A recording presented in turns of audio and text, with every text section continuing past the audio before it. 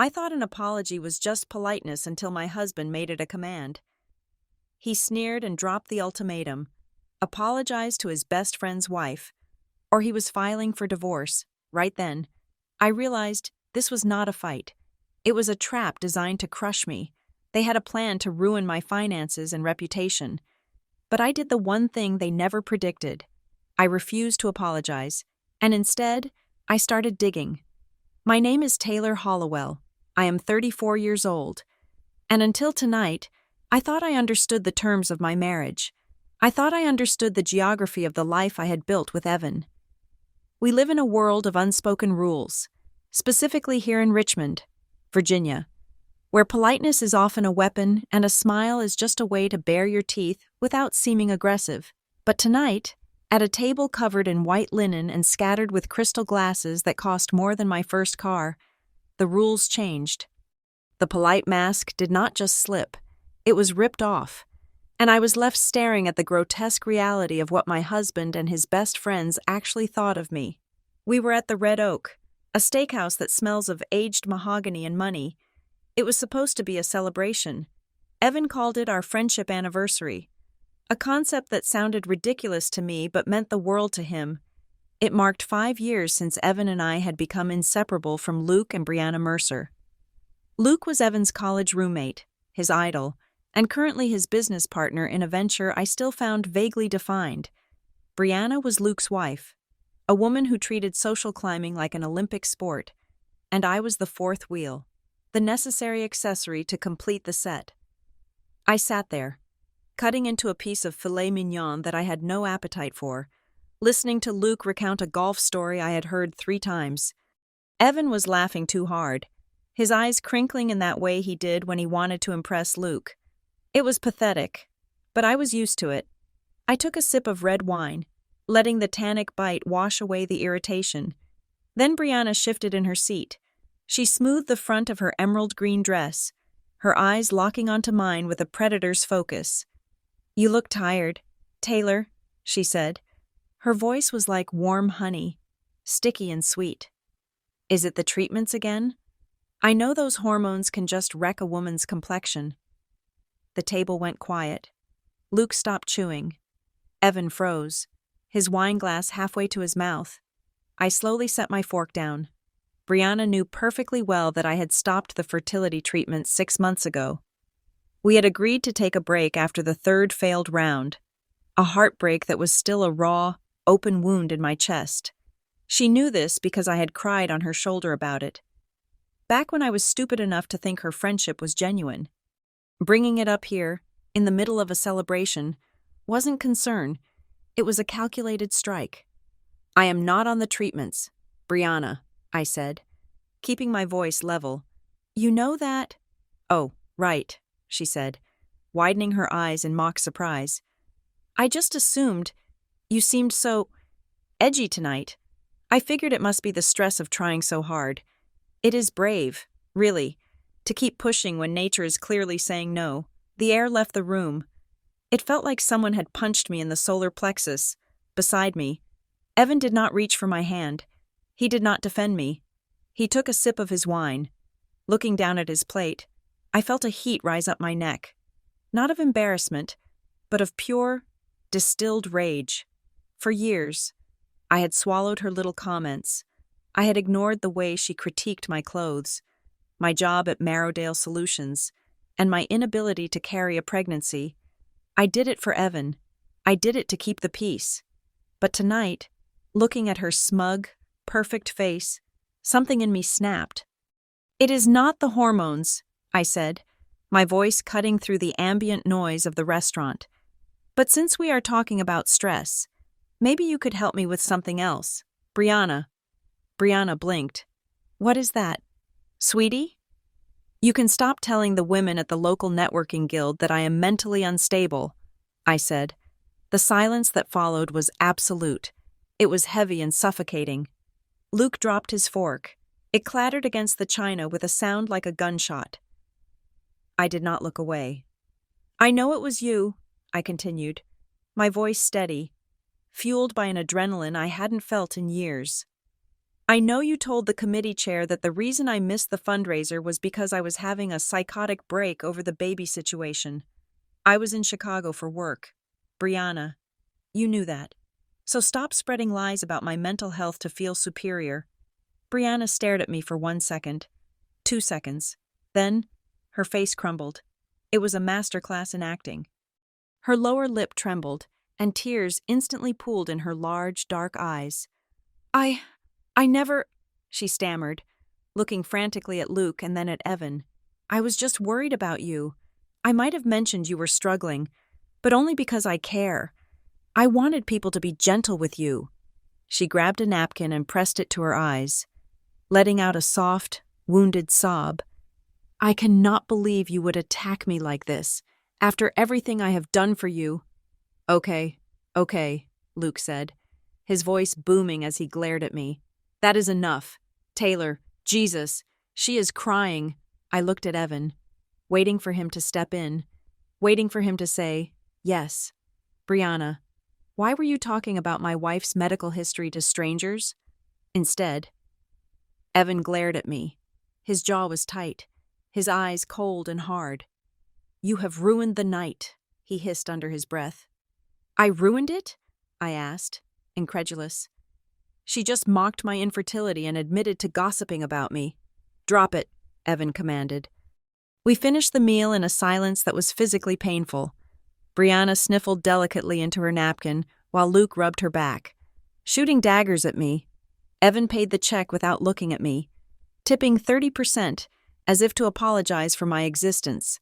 The walk to the car was a march to the gallows. The Virginia night air was humid and thick. I got into the passenger seat of our SUV, my hands shaking. I clasped them in my lap, waiting for the explosion. I expected yelling. I expected Evan to tell me I was rude. But when Evan got into the driver's seat, he didn't yell. He started the engine, the low hum of the luxury vehicle filling the space between us. He pulled out of the parking lot, merging onto the highway before he finally spoke. Then he laughed. It was a short, sharp sound. A scoff. You really are a piece of work, he said. He didn't even look at me. He kept his eyes on the road, his hands gripping the leather steering wheel at 10 and 2. Excuse me? I asked. Evan, she humiliated me. She lied about me to my professional peers. She was joking, Evan said dismissively. That is just Brianna. She has a dry sense of humor. You are just too sensitive. You always have been. Calling me barren is not a joke, I said, my voice rising. Spreading rumors that I'm crazy is not a joke. Why are you defending her? Evan slammed on the brakes as we hit a red light. He turned to me then, and the look on his face made my blood run cold. There was no love there, no partnership, just pure, unadulterated contempt. Apologize to my best friend's wife, he said, enunciating every word slowly. Or I am filing for divorce. I stared at him. The streetlights flickered over his face, casting long shadows across his features. I felt like I had misheard him. I felt like the world had tilted on its axis. What? I whispered. You heard me, he said, his voice calm, terrifyingly casual. I am done with this, Taylor. I am done with you embarrassing me. Luke is the most important connection I have. Brianna is his wife. You insulted her. You made a scene. You made me look like I cannot control my own wife. Control? I repeated. I am not a dog. Evan, I am your wife. You are threatening to divorce me over a spat with Brianna? It is not a spat, he said, accelerating as the light turned green. It is a pattern. You are negative. You are dramatic. And quite frankly, you are dragging me down. So here is the deal. You are going to fix this. You are going to call Brianna. You are going to apologize, and you are going to do it publicly if she asks, or I am done. I will have the papers drawn up by Monday. He said it with such certainty. There was no hesitation, no emotional struggle. It was a transaction. Do this, or the contract is void. I turned away, looking out the window as the suburbs of Richmond rolled by. My heart was hammering against my ribs like a trapped bird. 10 years. We had been together for 10 years. We had built a home. We had tried to build a family. And he was ready to throw it all away because I stood up to a bully? No, it didn't make sense. It was too extreme.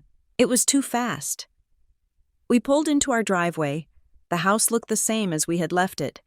The manicured lawn, the porch light glowing warmly, but it felt like a stranger's house now. Evan killed the engine. "Think about it," he said. He got out of the car, slammed the door, and walked into the house without waiting for me. I sat in the dark car for 5 minutes. I needed to stop shaking. I needed to breathe. I told myself he was just drunk. He had drunk 3 glasses of wine, maybe 4. He was just angry and trying to hurt me. He didn't mean it. Tomorrow morning, he would wake up hungover and apologetic. I walked inside. The house was silent. I went upstairs to the bedroom, expecting to find him there, maybe waiting to fight, maybe waiting to make up. The bed was empty. I went back downstairs. Evan was in the living room. He had pulled the throw blanket off the armchair and was lying on the sofa, his back to the room. He was already asleep, or pretending to be. He had made his choice. He wasn't sleeping in the same bed as the woman who had offended Brianna Mercer. I was being punished. I was being shunned. I walked back upstairs, my legs feeling heavy, like I was wading through mud. I changed into my pajamas, washed my face, and stared at myself in the mirror. My eyes looked haunted. Is it the hormones? Brianna's voice echoed in my head. I climbed into the empty, cold bed. I stared at the ceiling fan spinning rhythmically above me. 1, 2, 3, 1, 2, 3. I couldn't sleep. My mind was racing. Replaying the dinner. Replaying the car ride. I'm filing for divorce. He had said it so easily. My phone buzzed on the nightstand. I rolled over and picked it up. The screen brightness stung my tired eyes. It was 1:12 in the morning. I saw the name on the screen, Brianna Mercer. My stomach twisted. Why was she texting me now? Was she apologizing? Did she feel bad? I opened the message. You should apologize before things get worse. There was no emoji, no LOL, no sign of the dry humor Evan claimed she possessed. I stared at the words until they blurred. Before things get worse, this wasn't friendly advice. This wasn't a drunk text from a friend who wanted to patch things up. And that was when the realization hit me, cold and sharp as a knife. Evan's ultimatum wasn't a reaction to tonight. He didn't come up with it in the car. It was too ready, too precise.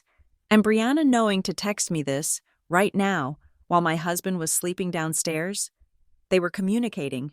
They were coordinated. This wasn't a fight. This was a setup.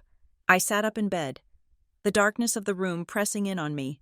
I looked at the text again. Before things get worse. What did they mean by worse? What could be worse than my husband threatening to leave me? I did not reply. I took a screenshot of the message. Then I put the phone down, pulled the covers up to my chin, and lay there with my eyes wide open. I had thought tonight was about me losing my temper. I had thought it was about social etiquette. But as the clock ticked toward 2 in the morning, I realized I was wrong. I wasn't a wife having a marital spat. I was a target. And if they thought threatening me with divorce would make me crumble, they had made a severe miscalculation. I wasn't going to apologize. I was going to find out why they were so desperate to shut me up. The morning sun hit the granite countertops of my kitchen with an aggressive brightness that felt entirely inappropriate for the way my life was dismantling. I stood there, holding a mug of black coffee that had gone cold 20 minutes ago, staring at the empty stool where Evan usually sat. He had left before I woke up. No note, no text, just the lingering scent of his cologne and the heavy silence of a house divided. I needed to get to work. That was the anchor I held on to. I work as a project manager for Marrowdale Solutions, specifically in the Operations and Compliance Division. My job is literal black and white. There are regulations, and there are violations. There are budgets, and there are overages. In my office, facts are immutable. If a column of numbers does not add up, you do not accuse the calculator of being emotional. You find the error. It is a stark contrast to my marriage. where reality seems to shift depending on the mood of the room. I drove to the office on autopilot, merging onto the highway with thousands of other commuters. Most people looked at my life and saw a portrait of upper-middle-class stability. I drove a luxury SUV. I wore tailored suits. I had a husband who was handsome and charming. But the financial architecture of that life was almost entirely supported by my spine. For the last 18 months, I have been the primary breadwinner. Evan used to have a solid corporate job in logistics, the kind with benefits and a matching retirement plan. But then Luke Mercer came to him with a vision. Luke always had visions. He was the kind of man who failed upwards, carried by charisma and family money. He pitched Evan on a consulting firm, something vague about business optimization and high-level strategy. Evan, who had spent his entire adult life trying to emulate Luke, jumped at it. He called it pivoting. He told me it was an investment in our future. I trusted him. That is what you do when you marry someone. You bet on their potential. So, I took on the mortgage. I paid the car notes. I covered the grocery bills and the insurance premiums. When Evan's contribution dwindled to zero for 3 months straight, I dipped into my savings without complaint. I told myself it was temporary. I told myself I was being a supportive partner. But looking back now, as I sat at my desk staring at a compliance spreadsheet, I realized that my financial support had purchased something else entirely. It had bought Evan the freedom to become Luke's shadow. Our entire social calendar revolved around the Mercers. If Brianna wanted to go to a wine tasting in the valley, we went. If Luke wanted to host a fundraiser for a politician I had never heard of, we bought tickets. Brianna was the undisputed queen of this social circle. She did not work, at least not in the traditional sense. She managed her image, she sat on boards, she organized galas. She was professional at being seen, and I was her favorite project. For years, I had convinced myself that Brianna and I were friends. But true friendship does not leave you feeling exhausted and hollowed out after a coffee date. Brianna had a way of delivering insults wrapped in such soft packaging that you did not realize you had been cut until you were bleeding in the car ride home. I remember a brunch 3 months ago. We were sitting on her patio, surrounded by other women from the local women's guild. I had just received a promotion at Marrowdale, a significant step up that came with a raise I desperately needed to cover Evan's lack of income. "Taylor is such a worker bee," Brianna had announced to the table, pouring mimosa from a crystal pitcher. "I honestly do not know how you do it. Honey, spending all day in that gray office, staring at spreadsheets, it sounds so draining. I think it is so important for women to maintain their softness. Do you not agree? I feel like the corporate grind just hardens a person." She had smiled at me then, a look of pity so profound it felt like a slap. "But good for you for helping Evan out while he builds the empire. It is very modern of you." The other women had nodded, looking at me like I was a beast of burden, while Brianna sat there in white linen, glowing with leisure. When I complained to Evan about it later, he had sighed, the sound heavy with exasperation. "You are too sensitive. Taylor, she called you modern. She was complimenting your work ethic. Why do you always twist things to make yourself the victim? You are too sensitive." That phrase was the soundtrack of the last 5 years. It was the shield Evan used to deflect every arrow Brianna shot at me. It was not just the career digs, it was the physical critiques disguised as concern. "Are you sure you want the pasta? Taylor, I know you were complaining about your waistline last week. It was the fertility commentary. Maybe if you relaxed more, like I do, your body would be more welcoming to a baby. Stress is a contraceptive, you know." But the worst part, the part that started to make sense only now in the cold light of day, was how she handled my reactions. There was an incident last summer. A rumor had circulated that I was looking for a divorce lawyer. I traced it back to a lunch Brianna had with a mutual acquaintance. When I confronted her, privately and politely, she looked at me with wide, terrified eyes. "Taylor, I never said that," she exclaimed. "Oh my God, who told you that? You know how people twist words. I was saying that you and Evan seemed stressed. And I hoped you guys were okay. Why would I say you were getting a divorce?" Later that evening, Evan came home furious. Brianna had called him in tears, claiming I had cornered her and accused her of trying to break up our marriage. "She is trying to help us. Taylor," Evan had yelled. "She is the only one who actually cares, and you are attacking her? You are making things up because you are insecure. You are paranoid." I had ended up apologizing that night. I apologized for a confrontation I barely had. I apologized for feelings I was told were invalid. That was the dynamic. Brianna lit the fire, and Evan blamed me for the smoke. I closed my laptop, the glare of the screen hurting my eyes. The office was buzzing with the low hum of productivity, but I felt isolated in a bubble of clarity. Evan had been different lately. The coldness last night was not an anomaly. It was an escalation. For the past 6 months, he had been distant. He was physically present in our house, but his mind was elsewhere. He guarded his phone like it contained nuclear codes. If I walked into the room while he was texting, he would angle the screen away. If I asked who he was talking to, the answer was always the same. "It is Luke, business.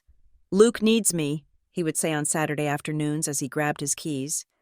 "Luke is having a crisis with the vendor," he would say on Tuesday nights when he came home at 10 o'clock. I had accepted it because I wanted to believe in the business. I wanted to believe that the thousands of dollars I was pouring into our joint expenses were allowing him to build something real. But looking at the pattern now, it felt less like a business partnership and more like a conspiracy. I picked up my phone. It was almost noon. I had not heard a word from Evan since his threat in the car. Apologize or I file for divorce. I stared at his contact name. I wanted to call him. I wanted to scream. I wanted to cry. But the project manager in me took over. Emotional outbursts had gotten me nowhere. Logic was the only tool I had left. If the issue was truly that I had offended Brianna and Luke, then the solution should be a rational conversation between adults. If I was the villain they painted me to be, surely they would welcome the chance to hear me out, provided I was calm. I decided to test the waters. I typed a text message to Evan. "I have been thinking about what you said. I do not want our marriage to end over a misunderstanding at dinner. I think the best thing to do is for me to sit down with Luke alone. Just me and him. I want to explain my side without the tension of the group. If I hear from him that I truly hurt them, I will consider your request." I hit send. I watched the screen. The delivery status changed to delivered. Then, almost immediately, the 3 dots appeared. He was typing. Then he stopped. Then he typed again. 30 seconds later, my phone rang. It was Evan. I answered, keeping my voice steady. "Hello?" "No," Evan said. He did not say hello. He did not ask how I was.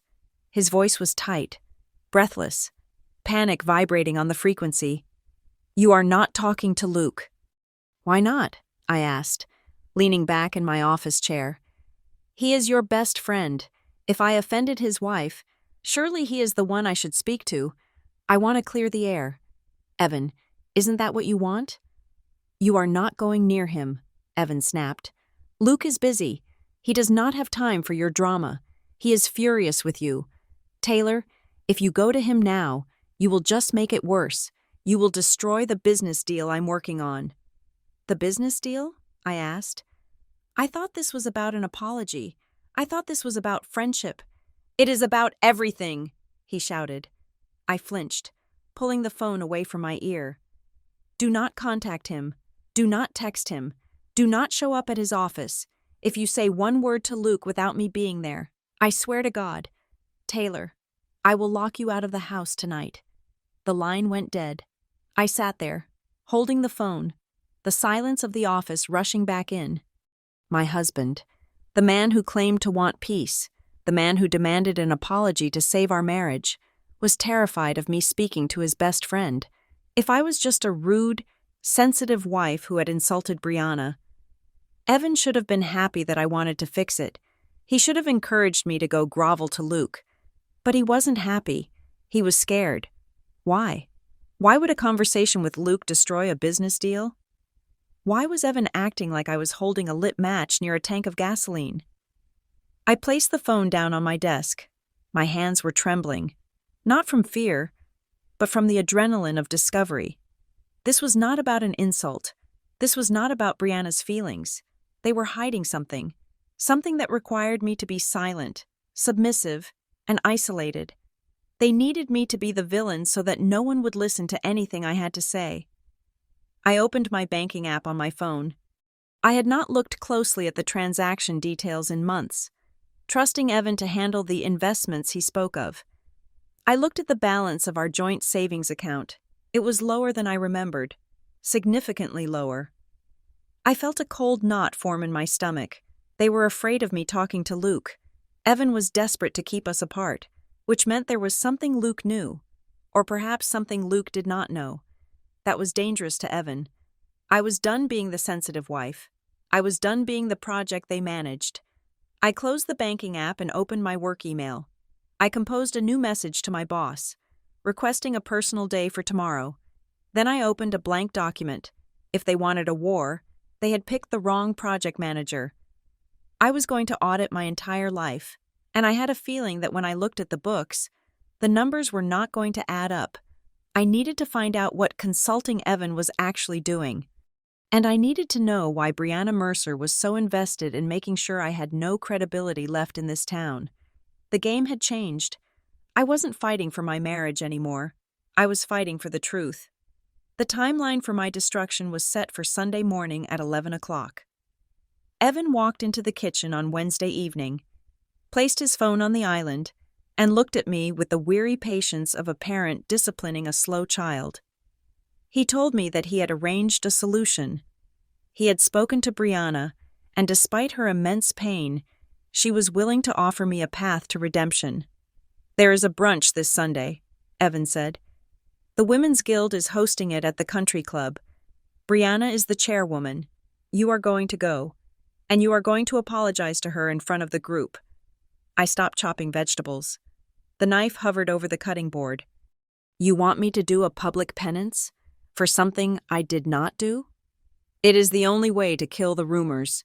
"Taylor," he said, opening the refrigerator to grab a sparkling water. "People are talking. They are saying you are unhinged. If you show up, look humble, and own your mistake, they will move on. It is damage control." He tapped his phone screen. "Brianna even sent over some talking points. She wants to make sure you do not accidentally say something else offensive. She is trying to help you get the wording right." My phone pinged. I looked down to see an email notification from Brianna Mercer. Subject line, "Moving forward." I wiped my hands on a dish towel and opened the email. There was an attachment titled, apology_draft ... PDF ... The audacity of it made my breath hitch in my throat. ... I opened the file. ... It was not an outline. ... It was a script. Taylor, want to apologize for my outburst at dinner. I have been struggling with deep personal insecurity regarding my fertility journey, and I unfairly projected my jealousy onto Brianna. Her comments were innocent, and my reaction was a result of my own mental fragility. I admit that I fabricated the idea that she was gossiping about me to deflect from my own unhappiness. I ask for her forgiveness and the group's understanding as I seek help to work through my issues. I read it twice. The words swam before my eyes. Mental fragility, fabricated, seek help. This was not an apology. This was a confession signed in blood.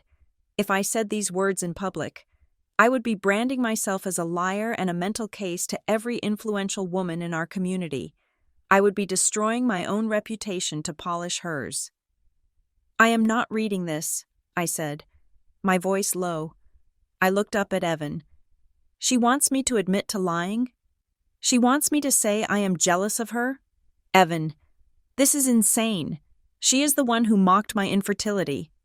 Evan slammed his sparkling water onto the counter. The loud crack made me jump. "God, you are stubborn," he shouted. "Do you not get it? It does not matter what is true. It matters what fixes this. Brianna is hurt. Luke is furious. If you do not do this, Luke pulls the plug on our partnership. Do you understand what that means? It means my career is over. It means our investment is gone. So I have to humiliate myself to save your imaginary consulting business? I shot back. It is not imaginary, he yelled, his face flushing red. And yes, you do have to do it, because you are my wife. You are supposed to support me. If you do not walk into that brunch on Sunday and read that paper, I am filing the divorce papers on Monday morning. I have already consulted a lawyer. He leaned over the island, invading my space. So, what is it going to be, Taylor? Do you want to be right, or do you want to be married? He did not wait for an answer. He stormed out of the kitchen, leaving me alone with the humming of the refrigerator and the PDF file that felt like a warrant for my social execution. I realized then that Evan was not arguing with me. He was not trying to resolve a conflict. He was trying to force me to sign a narrative. He needed it on record that I was the unstable one. He needed witnesses. Over the next 2 days, the walls began to close in. I went to check the Instagram page of the local networking group to see the details of the Sunday brunch. I wanted to see who was attending. When I searched for the group, nothing came up. I tried a direct link from an old email. Content not available. I frowned. I searched for the profile of the group's treasurer, a woman I had known for 3 years. I could not find her. I searched for another member. Nothing. I switched to my private browsing window, where I was not logged in, and searched for the group. The page appeared instantly. They had not deleted the page. They had blocked me. I sat on my sofa, the silence of the house pressing against my ears. It was a coordinated excommunication. Brianna had not just told them I was rude. She must have told them something horrific to warrant a mass blocking. Then, a text message arrived from a number I did not recognize. Do not mess with Brianna. You have no idea who you are dealing with. Just apologize and go away. I stared at the screen. My hands started to tremble. This was high school bullying tactics escalated to adult warfare. They were isolating me. They were cutting off my support systems so that when the final blow came, I would have no one to turn to. I blocked the number. I did not tell Evan. There was no point. He would just say, I brought it on myself. But the isolation did not stop at my social circle. On Friday morning, it walked through the front doors of Marrowdale Solutions. I was at my desk, reviewing a compliance report, when my office phone rang. It was the internal line. Taylor, this is Linda from Human Resources, the voice said. It was clipped, professional, and devoid of the usual warmth. Could you please come down to my office? We need to have a quick chat. My stomach dropped. I had worked at Marrowdale for 6 years. I had a spotless record. HR never called for a quick chat unless something was wrong. I took the elevator down to the 3rd floor. Linda was sitting behind her desk, her hands clasped on top of a file folder. She did not smile when I entered. Sit down, Taylor, she said. I sat. Is everything okay, Linda? We have received a complaint, she said. Opening the folder, she did not show me the contents. It is an external complaint regarding professional conduct and potential reputational risk to the company. External? I asked. From a client? Not exactly, Linda said. She looked uncomfortable. We received a communication alleging that you have been engaging in harassment of a community member and that your behavior has become erratic. The complaint suggests that your personal volatility might impact your decision-making here at Marrowdale. I felt the blood drain from my face. Harassment? Erratic? Linda, that is absurd. Who sent this? I cannot disclose the source, Linda said, but given the nature of the allegations, and the fact that they mention specific instances of public outbursts, we have to document it. We are not taking action yet, Taylor, but we need you to be aware that this is on your file. We expect our senior managers to model stability, both inside and outside the office. This is a personal vendetta, I said, my voice shaking. I am being targeted by a woman in my social circle who is trying to hurt me. This has nothing to do with my work. Linda gave me a look that was polite but pitying. We hope that is the case. But the details provided were quite specific. Just Keep your head down. Taylor, we do not want any drama reflecting on the brand. I walked back to my desk in a daze. Brianna. It had to be Brianna. She was attacking my livelihood now. She knew I was the one paying the bills. If she could destabilize my job, she could break me completely. That evening, Evan came home early. He found me sitting in the living room, staring at the wall. "What is wrong with you?"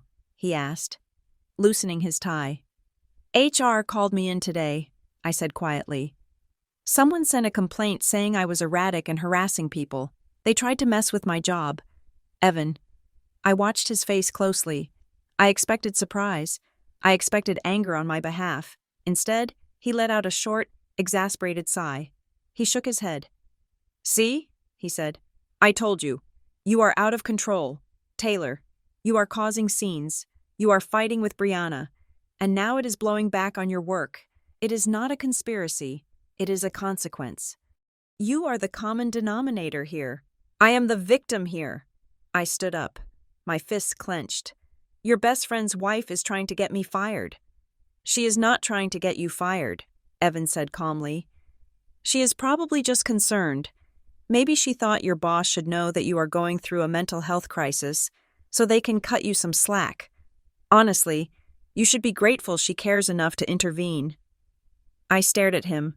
The gaslighting was so potent I could almost smell it. He was twisting a knife in my back and telling me it was surgery. "You think she called my job to help me?"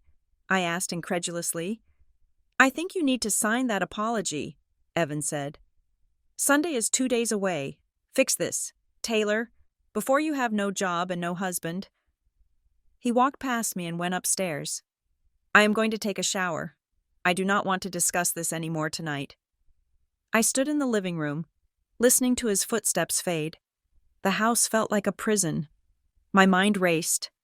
Maybe she thought your boss should know. How would Brianna know who to contact? She knew I worked at Marrowdale, sure, but did she know the specific email address of our HR department? Did she know the internal reporting structure? And then, a darker thought occurred to me. The complaint Linda mentioned. She said it was external, but she also said it mentioned public outbursts. I looked at the hallway where Evan had disappeared. He had been so calm. He had not been surprised at all. I walked over to the shared desktop computer in the study. We rarely used it anymore, relying on our laptops and phones, but it was still logged into our family accounts. I sat down and woke the screen. I opened the browser. I went to the email provider we used for our joint household account, the one we used for bills and the mortgage. I checked the sent folder. Nothing recent, just utility payments. I checked the trash folder. My heart hammered against my ribs. There, at the top of the list, deleted just yesterday morning, was an email. It was sent to Ethics Marrowdale Solutions. I clicked on it. "To whom it may concern, I am writing to you out of deep concern regarding one of your employees, Taylor Hollowell. As a close family member, I feel obligated to inform you that Taylor has been suffering from significant mental instability recently. She has been prone to aggressive outbursts and paranoid delusions. We are currently seeking help for her, but I wanted to alert you in case her behavior impacts her work or the safety of her colleagues. Please treat this with discretion. Sincerely, a concerned family member." The email was sent from our IP address, from our home. I sat there, frozen. It wasn't Brianna.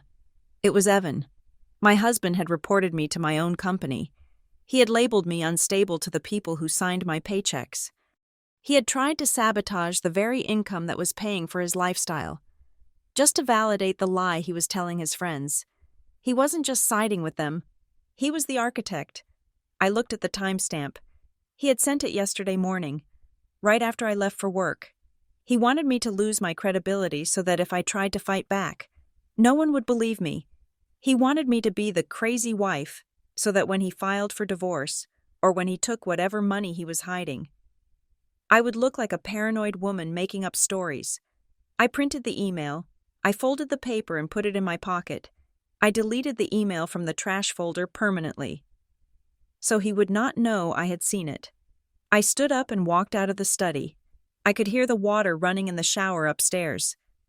Evan was washing away the day. Confident that he had me cornered. He thought I was breaking. He thought I would be standing at that brunch on Sunday, reading his script, begging for forgiveness. He was wrong. I wasn't going to the brunch, and I wasn't going to apologize. I finally understood why they were doing this. It wasn't just cruelty. It was a preemptive strike. They were destroying my character because they knew I was the only one who could expose whatever they were doing with the money. If they wanted unstable, I would not give it to them. I would give them something much worse. I would give them the cold, hard, forensic truth. I walked into the kitchen and picked up my car keys. I needed to get out of the house. I needed to breathe. And more importantly, I needed to start following the money before they moved it again. The deadline was Sunday. That gave me 48 hours to find out exactly what Evan and Luke were hiding in those consulting accounts. I closed the front door softly behind me. The game of being the good wife was officially over. I parked my car in the lot of a 24-hour diner 3 miles from our subdivision. The neon sign buzzed with a low, irritating hum, casting a sickly pink light over the hood of my SUV. I did not go inside. I needed the isolation of my vehicle. The locked doors, and the mobile hotspot tethered to my laptop.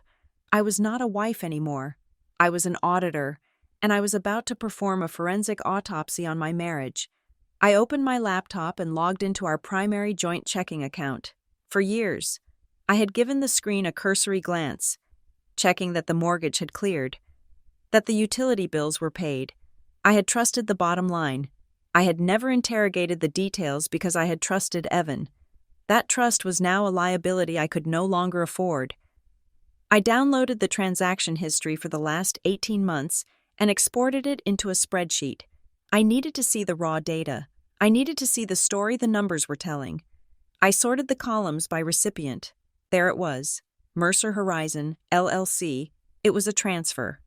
Not a debit card purchase, not a check, but a direct electronic transfer. I looked at the amount, $2,750. I scrolled down. The next month, $2,750. The month after that, $2,750. It was a heartbeat, a rhythmic, steady pulse of money leaving our joint account and flowing directly into an entity that bore Luke Mercer's last name. I highlighted the cells. I dragged the cursor down the screen. It went back 14 months. I did the math in my head, then confirmed it with a formula, $38,500. That was nearly $40,000 siphoned out of our household income in just over a year. That was the money I had been saving for a renovation. That was the money I had worked overtime to accumulate. I sat back against the leather seat, the air in the car feeling suddenly thin. I remembered asking Evan about a dip in our savings 6 months ago. He had waved a hand dismissively, his eyes glued to the television. It is just the initial capital for the consulting firm. Taylor, you have to spend money to make money. It is an investment. Luke and I are building equity. Equity. He had used the word like a shield. I had asked to see the partnership agreement then. He had told me it was with the lawyers. He had told me I wouldn't understand the jargon. I picked up my phone and dialed the bank's 24-hour customer service line. I navigated through the automated menu, my fingers stabbing the keypad with increasing force until I finally got a human being on the line. "This is Sarah," the voice said. "How can I help you?" "I am looking at a recurring transfer to Mercer Horizon, LLC," I said, my voice sounding calm and detached, like I was discussing someone else's life. "I do not recognize this vendor. I need to know who authorized these transfers." "One moment, Mrs. Hollowell. Let me pull up the details." There was the sound of typing. The hold music played, a soft, insulting jazz tune. "Okay," Sarah said. "I see the transfers here. They were set up as a recurring monthly payment via our mobile banking app." "Which device?" I asked. "It looks like it was authorized from a device labeled Evan's iPhone 14 Pro," she said. "The biometric login was used. Face ID?" I closed my eyes. It wasn't a hack. It wasn't an error. It was Evan, looking at his phone, looking at my money, and sending it to his best friend every single month. "Thank you," I said. "Sarah, while I have you, can you check if there are any other accounts linked to my Social Security number? I want to make sure I'm seeing the full picture." "Of course. One moment." The silence stretched longer this time. When Sarah came back, her tone had shifted. It was more formal, more cautious. "Mrs. Hollowell, I see a business line of credit opened 4 months ago. It is under the entity Mercer Horizon LLC, but you are listed as the personal guarantor." The world stopped. The pink neon light outside blurred. "I am the what?" I whispered. "The guarantor," Sarah repeated. "Since the business is new, the bank required a personal guarantee to secure the loan. Your credit profile was used to underwrite it." "How much is the loan for?" I asked. "The principal amount is $75,000, she said. "It is currently maxed out." $75,000, plus the $38,000 in cash transfers. That was over $110,000. "I did not sign for that loan," I said. "I have never heard of this loan." "I have the origination documents here digitally," Sarah said, sounding concerned now. "Would you like me to email you a copy?" "Yes," I said. "Send it now." I hung up and refreshed my email. The file appeared. I opened the PDF on my laptop.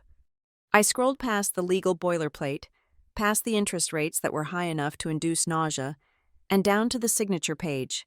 There was my name, Taylor Hollowell. It was a digital signature, a DocuSign stamp. I looked at the date next to the signature, October 14th. I checked my calendar. On October 14th, I was at a corporate retreat in Chicago.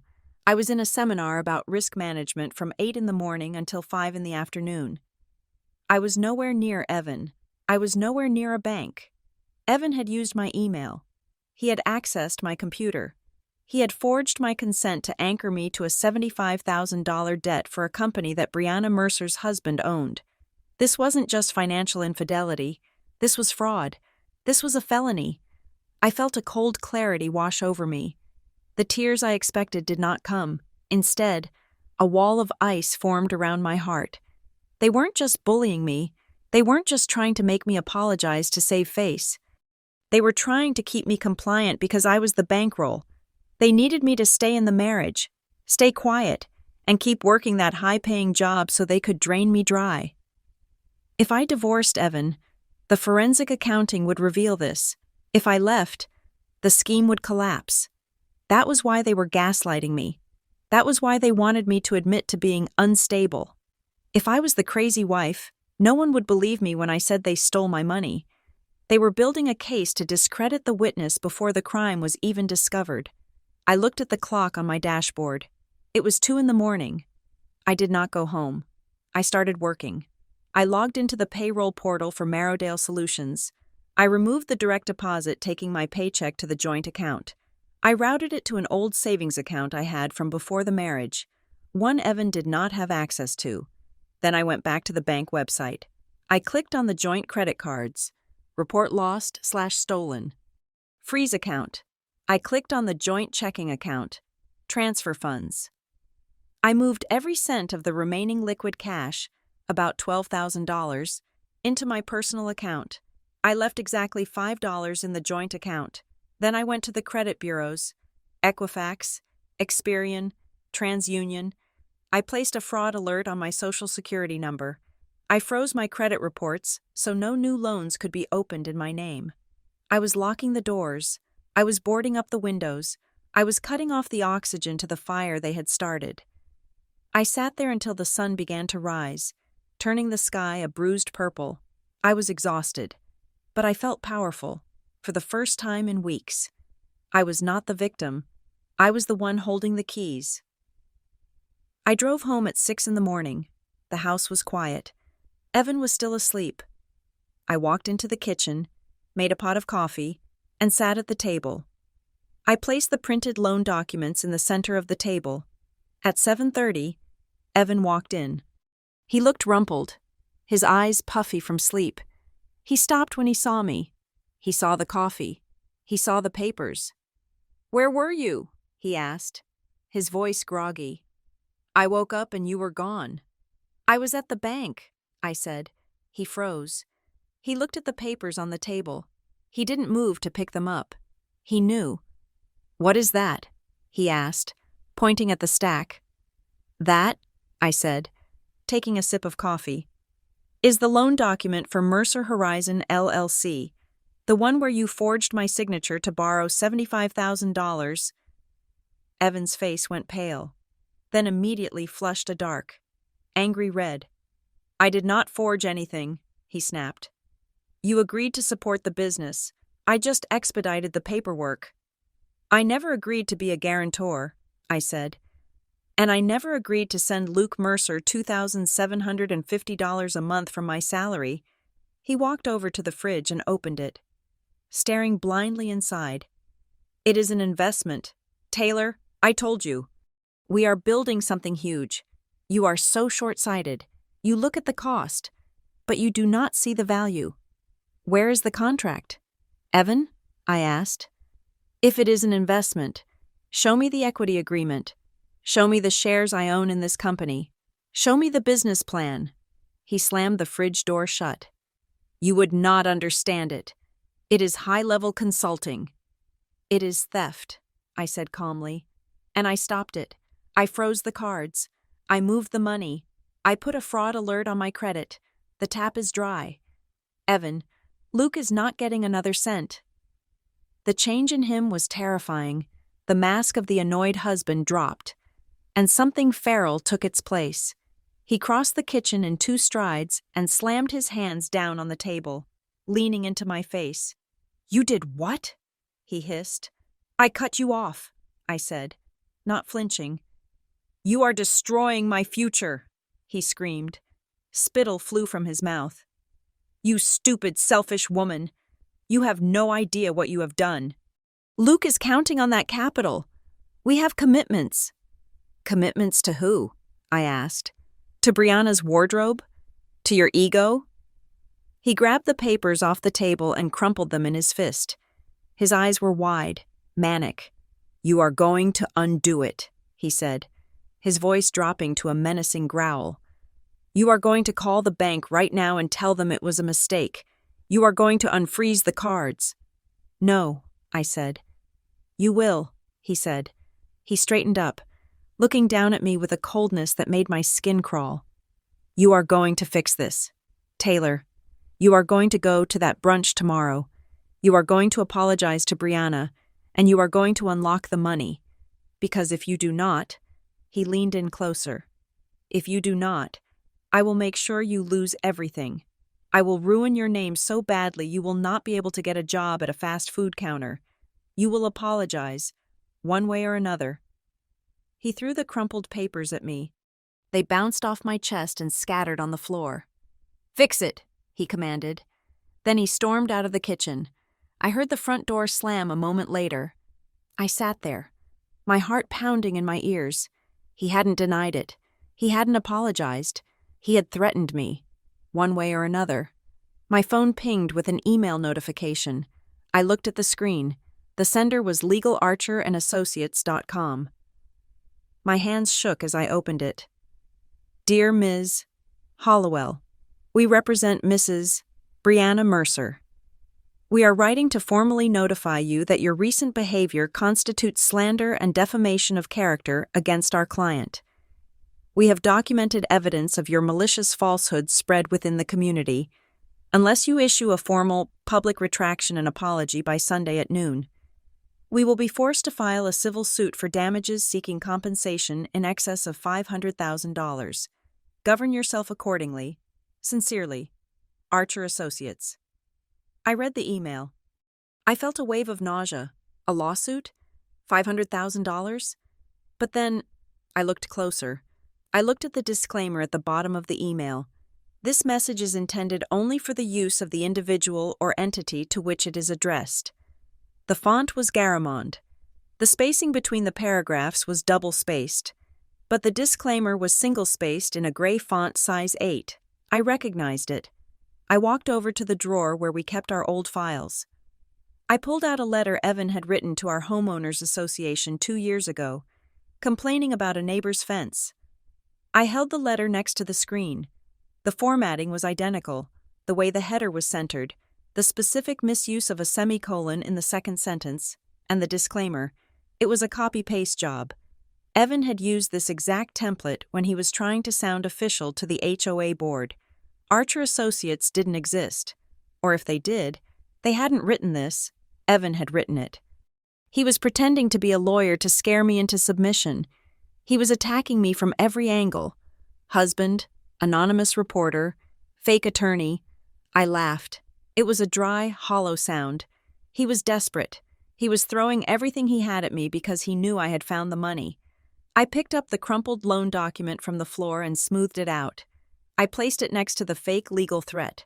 I had the receipts. I had the forgery. And now, I had proof of extortion. "You want an apology?" I whispered to the empty room. "I will give you an answer, but it is not going to be the one you want." I wasn't going to the brunch to apologize. I was going to the brunch to deliver a subpoena, or at least, the social equivalent of one. I grabbed my laptop. I had one more stop to make before the showdown on Sunday. I needed to visit the county clerk's office. I needed to see exactly who owned Mercer Horizon LLC, because I had a sneaking suspicion that Luke Mercer wasn't the only name on that registration. And if I was right, I was going to burn their little kingdom to the ground. The asphalt of the parking lot at Marrowdale Solutions seemed to be radiating heat. Even though it was a crisp Virginia afternoon, I was walking to my car. My keys clutched in my hand like a weapon. When the world suddenly tilted on its axis, it wasn't a subtle dizziness, it was a violent lurch, as if gravity had decided to change direction. My vision tunneled, the edges blurring into static. I reached out for the side mirror of a sedan parked next to me, but my hand slipped. My knees hit the pavement hard. I didn't feel the pain immediately.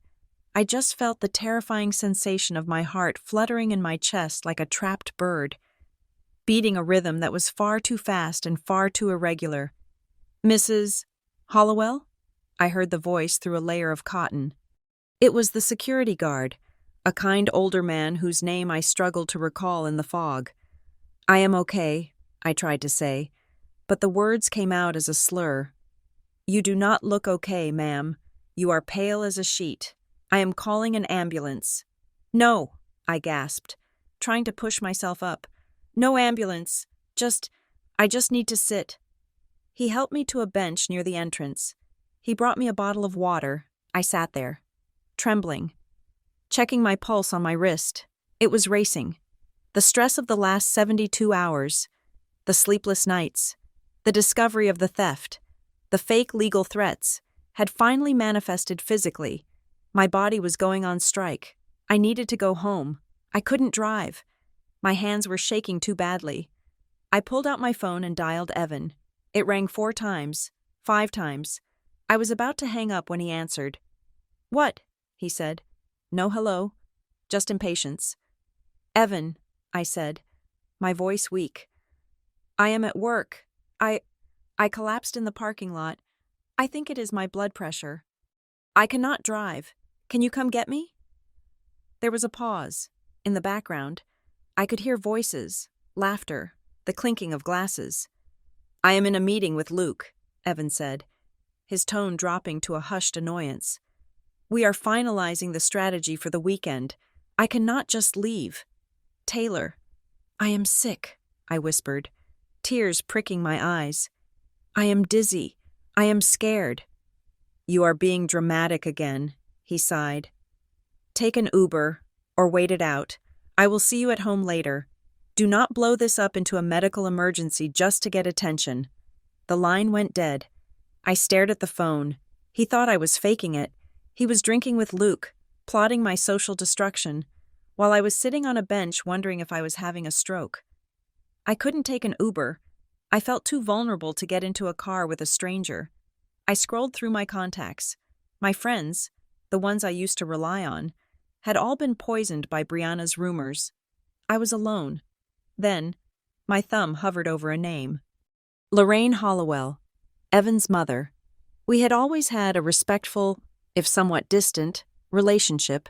She was a woman of few words, a retired ICU nurse who had spent 30 years watching people die and had no patience for nonsense. She was tough, sharp, and brutally honest. I pressed call. "Taylor?" Her voice was crisp. "Everything all right?" "Lorraine," I said, and my voice cracked. "I need help. I am at my office. I cannot drive." "I am 20 minutes away," she said immediately. "Stay where you are.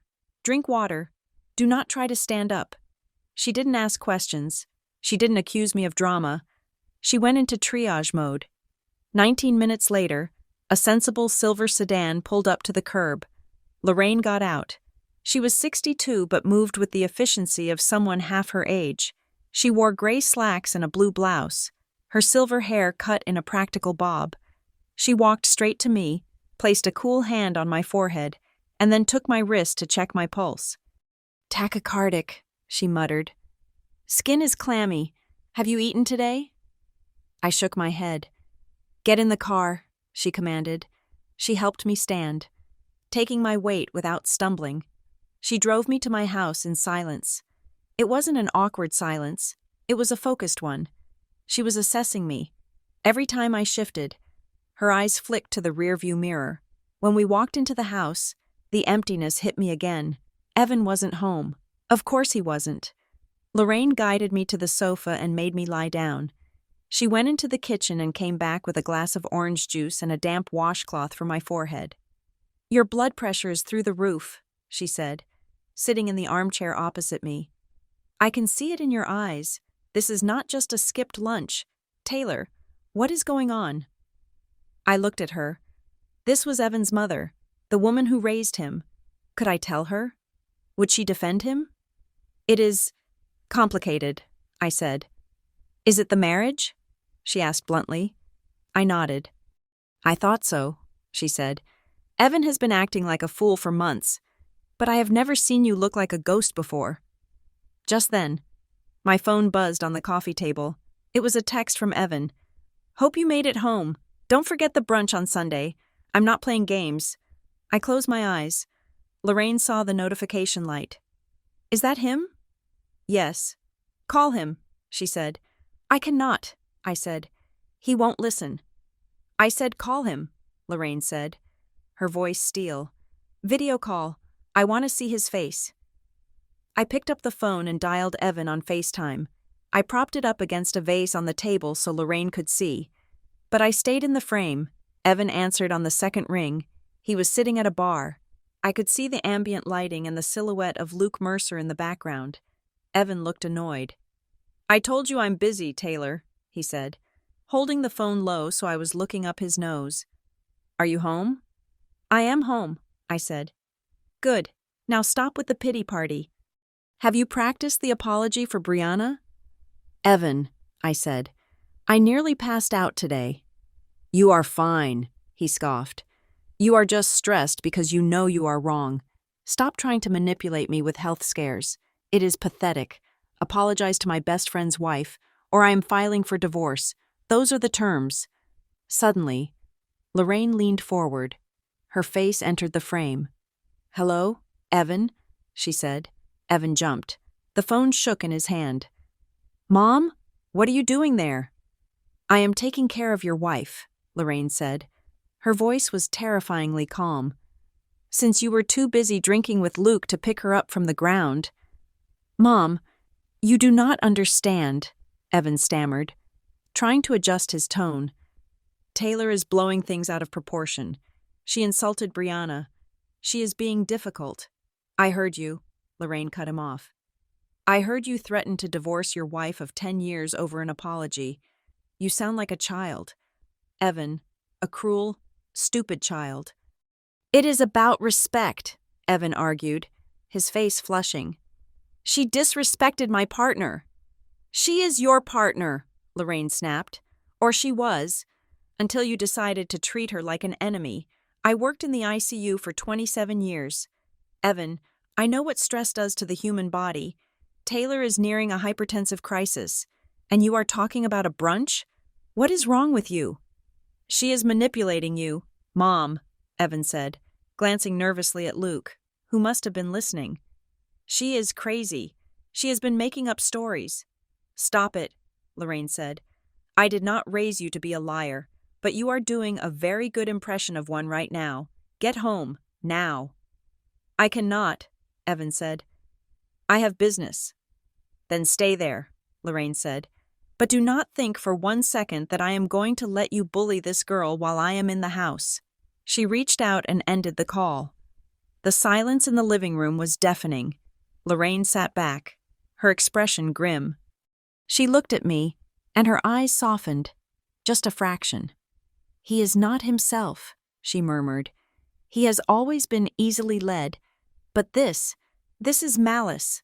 I sat up slowly. The dizziness had subsided, replaced by a desperate need to unburden myself. If there was ever a time to trust someone, it was now. Lorraine had just defended me against her own son. Lorraine, I said quietly, it is not just about the apology. She looked at me. What is it? It is about money, I said. I reached under the sofa cushion where I had hidden the folder containing the bank statements and the forged loan document. I handed it to her. He has been sending money to Luke, I said. Almost $40,000, and he took out a loan in my name. $75,000. He forged my signature. Lorraine took the folder. She put on her reading glasses. She opened the first page. I watched her read. I saw her jaw tighten. I saw the veins in her hand stand out as she gripped the paper. She didn't look up for 5 minutes. She read every line. She looked at the digital signature on the loan. She looked at the transfers. When she finally looked up, her face was pale. He forged your signature? She asked, her voice barely a whisper. Yes, I said. I found out 2 days ago. That is why he is threatening me. He wants me to look unstable so that if I report him, no one will believe me. Lorraine closed the folder. She placed it gently on the table.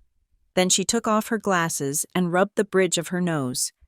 My son is a thief, she said. It wasn't a question. It was a diagnosis. He says it is an investment, I said. He says I am ruining his future. He is ruining his own soul, Lorraine said fiercely. She looked at me, her eyes sharp and clear. Taylor, listen to me. You are not just in a bad marriage. You are in a crime scene. She stood up and walked to the window, looking out at the darkening street. I knew Luke was trouble. Even back in college, he was always looking for the shortcut. But I never thought he would do this to you. She turned back to me. You need to protect yourself. Do you understand? You cannot let him talk you out of this. You cannot let him charm you or scare you. I froze the accounts, I said. I moved my paycheck. Good, Lorraine said. Now, you need to print everything, not just 1 copy. 3 copies. Give 1 set to me. I will keep it in my safe.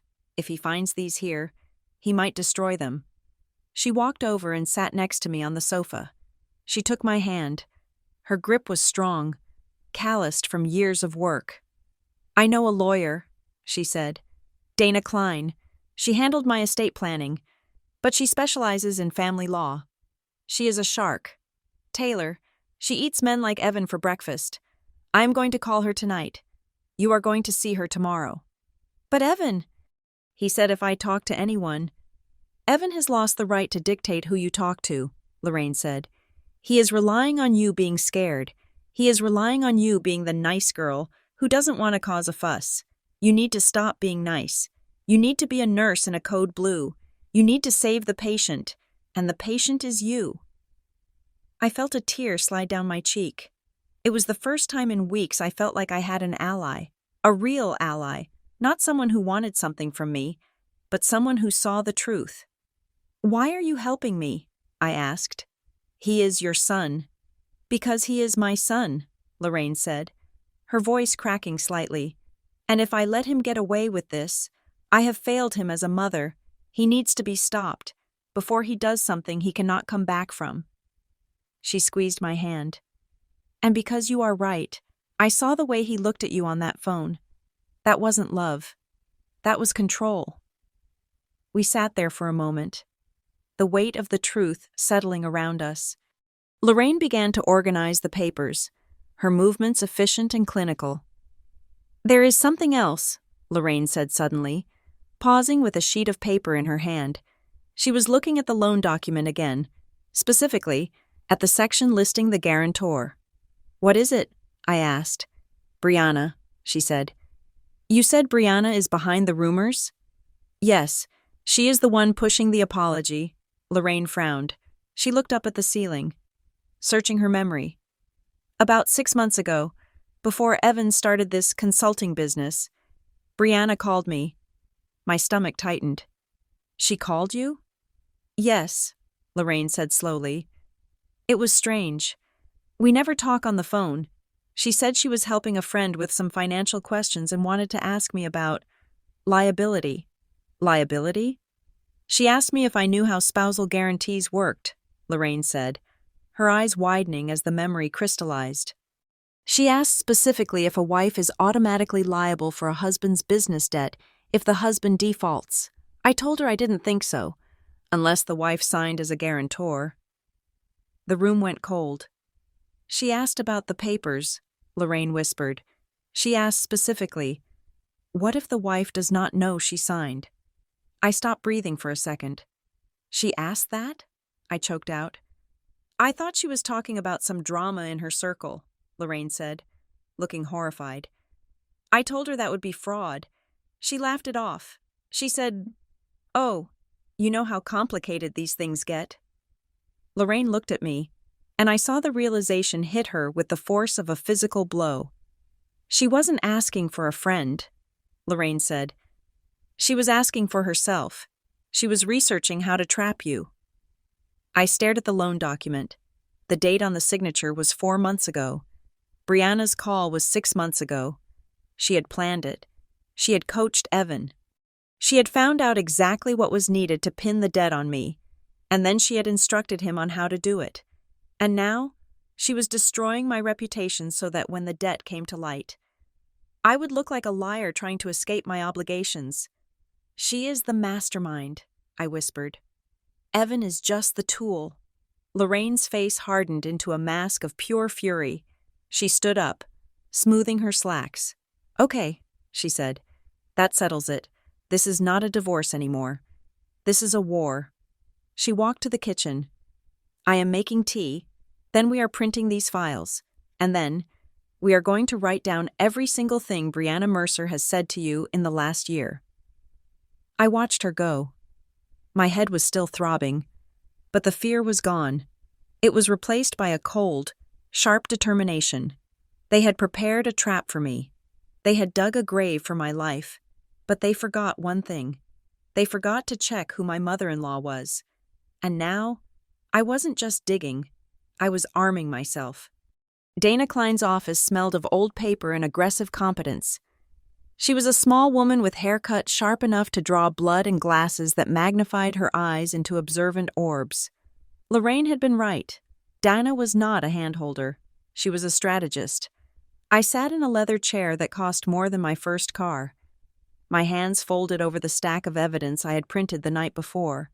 Lorraine sat next to me, upright and silent, a sentinel in a navy cardigan. "Let me be clear," Dana said, tossing the loan document onto her desk. "We are not filing for divorce today. Divorce is messy. Divorce is emotional. Right now, we are stopping a hemorrhage." She tapped a manicured fingernail on the paper. "This is fraud, but if you go to the police right now, your husband will claim you verbally authorized it, and he just signed as your agent. It becomes a he said, she said situation that drags on for years. We need to close the loop." He stood up when we approached, a wide, winning smile plastered on his face. "Taylor!" he exclaimed, reaching out to hug me. I stiffened but let him squeeze my shoulder. "I am so glad you came. Evan told me you were having second thoughts. But I told him, hey, cold feet are normal before a big launch." I sat down, my heart thumping a slow, heavy rhythm. He thought I was a partner. He genuinely thought I was on board. Evan hadn't just lied to me. He had lied to Luke to get the deal done. I just want to understand the structure. Luke, I said, forcing a smile that felt like it was cracking the enamel on my teeth. Evan has been a little vague on the details. Since I am the guarantor, I feel like I should see the partnership agreement. Of course, Luke said, reaching into his leather briefcase. Transparency is key. I told Evan to show you the draft last month. Did he forget? He slid a thick document across the table. Mercer Horizon, LLC, Operating Agreement. I opened it. I scanned the pages. My eyes landed on the signature page. There was my name, Taylor Hollowell, but it wasn't a digital signature like the bank loan. It was a photocopy of a wet signature. I stared at it, the curve of the T, the loop of the Y. It was my signature, absolutely, but it looked pixelated. The edges were fuzzy. I looked closer. There was a faint gray line running through the top of the signature block. A tiny imperfection in the scan. I recognized that line. 3 years ago, I had signed a permission slip for my niece to go on a field trip. I had scanned it on our old home printer, which had a scratch on the glass bed. Every document scanned on that printer had that same microscopic gray line. Evan had taken an old document of mine, cropped my signature, and pasted it onto this agreement. And this, Luke said, pulling out another sheet. We needed this for the international compliance check. Thanks for sending it over so quickly. He handed me a color copy of my passport data page. I stopped breathing. My passport was in a fireproof safe in our master closet. The safe had a digital keypad. Only 2 people knew the code. Me and Evan. I hadn't opened that safe in 6 months. Evan sent this to you? I asked, my voice barely steady. Yeah, last week, Luke said, taking a sip of his latte. He said you grabbed it for him before work. Why? I looked at Lorraine. Her face was a mask of stone, but her eyes were burning. No reason, I said, sliding the papers into my bag. I just wanted to make sure you had everything you needed. We are golden, Luke said, leaning back. Listen, Taylor, I know things with Brianna are tense, but once this company takes off, we are all going to be celebrating on a yacht in the Mediterranean. She is just protective of the brand. You know how she is. I do, I said. I really do. We left Luke 10 minutes later. As soon as we were in Lorraine's car, I let out a breath that sounded like a sob. He stole my identity, I whispered. He opened the safe. He scanned my passport. He photoshopped my signature. He is desperate, Lorraine said, gripping the steering wheel. But Luke does not know. Did you see his face? He thinks you are a willing participant. Evan is playing both sides. Why? I asked. Why go to such lengths? Follow the money, Lorraine said. Dana said to find the leak. Where's the money going? I opened my laptop right there in the passenger seat. I connected to the hotspot. I pulled up the public records for Mercer Horizon, LLC again. I dug deeper this time, looking for associated entities. I found a filing for a DBA. Doing business as Mercer Horizon, LLC was the parent company, but it had a registered trade name, the Richmond Women's Wellness Initiative. I felt a chill run down my spine.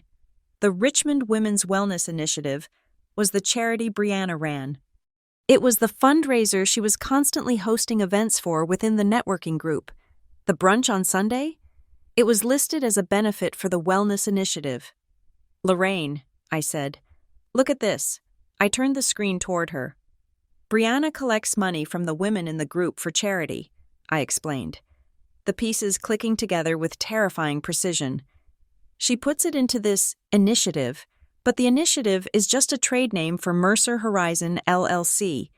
The money flows into the LLC. And then Evan uses the LLC to pay himself a consulting fee, Lorraine asked. Or to pay off debts, I said. Or to fund their lifestyle. It is a circle. Brianna brings in donation money. Evan brings in my salary and loan money. They mix it all together in this shell company, so no one can see where it comes from. That is embezzlement, Lorraine said. If those women think they are donating to a nonprofit, And the money is going into a for-profit LLC owned by Luke and Evan. That is federal fraud. My phone buzzed. It was an email from Linda in HR, Taylor. Per your request for IT transparency, I can confirm that the IP address associated with the anonymous complaint matches the device login for a MacBook Pro home that has previously accessed your remote work portal. I closed the laptop. It is confirmed, I said. Evan sent the email to HR from the house. We drove home in silence. The sun was setting, casting long, bloody shadows across the lawn. I felt a strange sense of calm. The confusion was gone. I wasn't fighting for my marriage anymore. I was preparing a prosecution.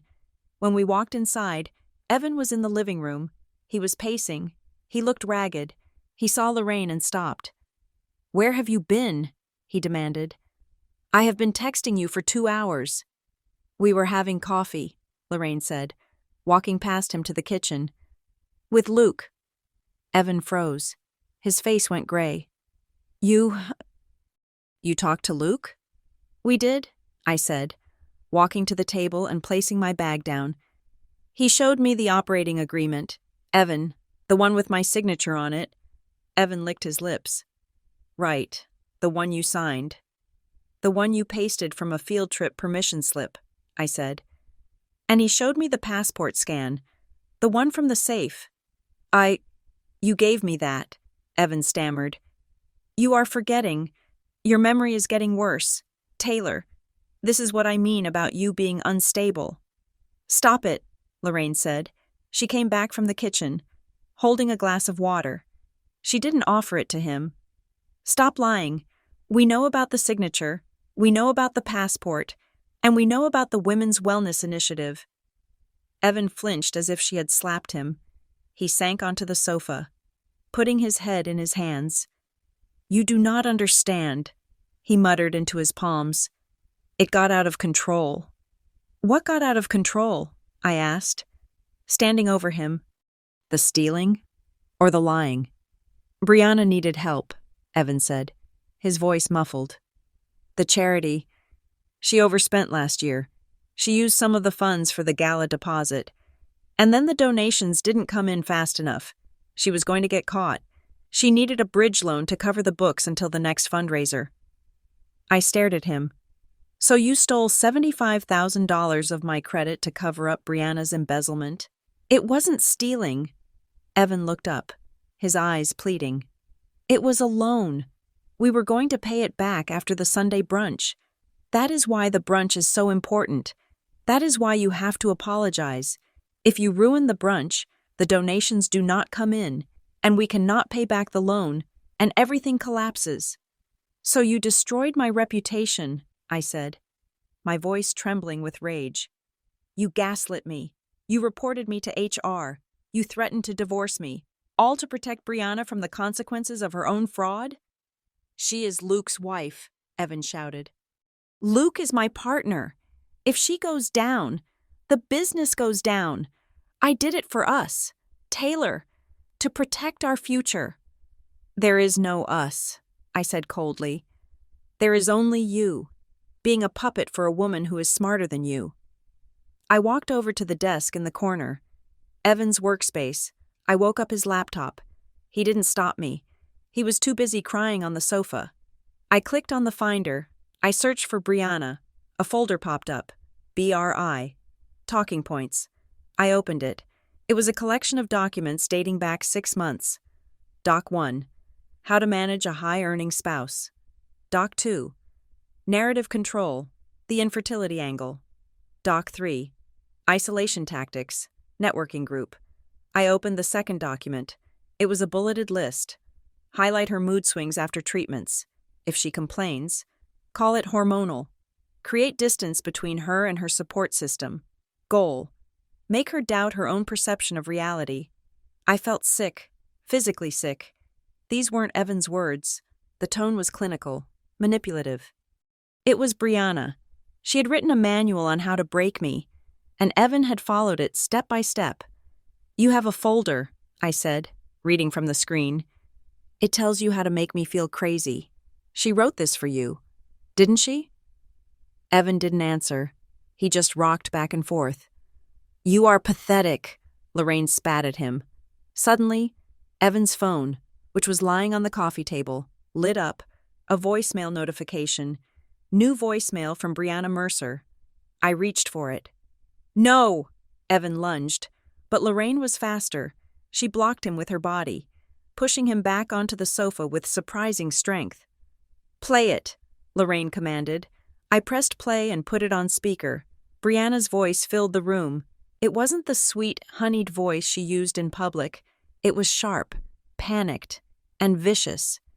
Evan, why isn't she answering my emails?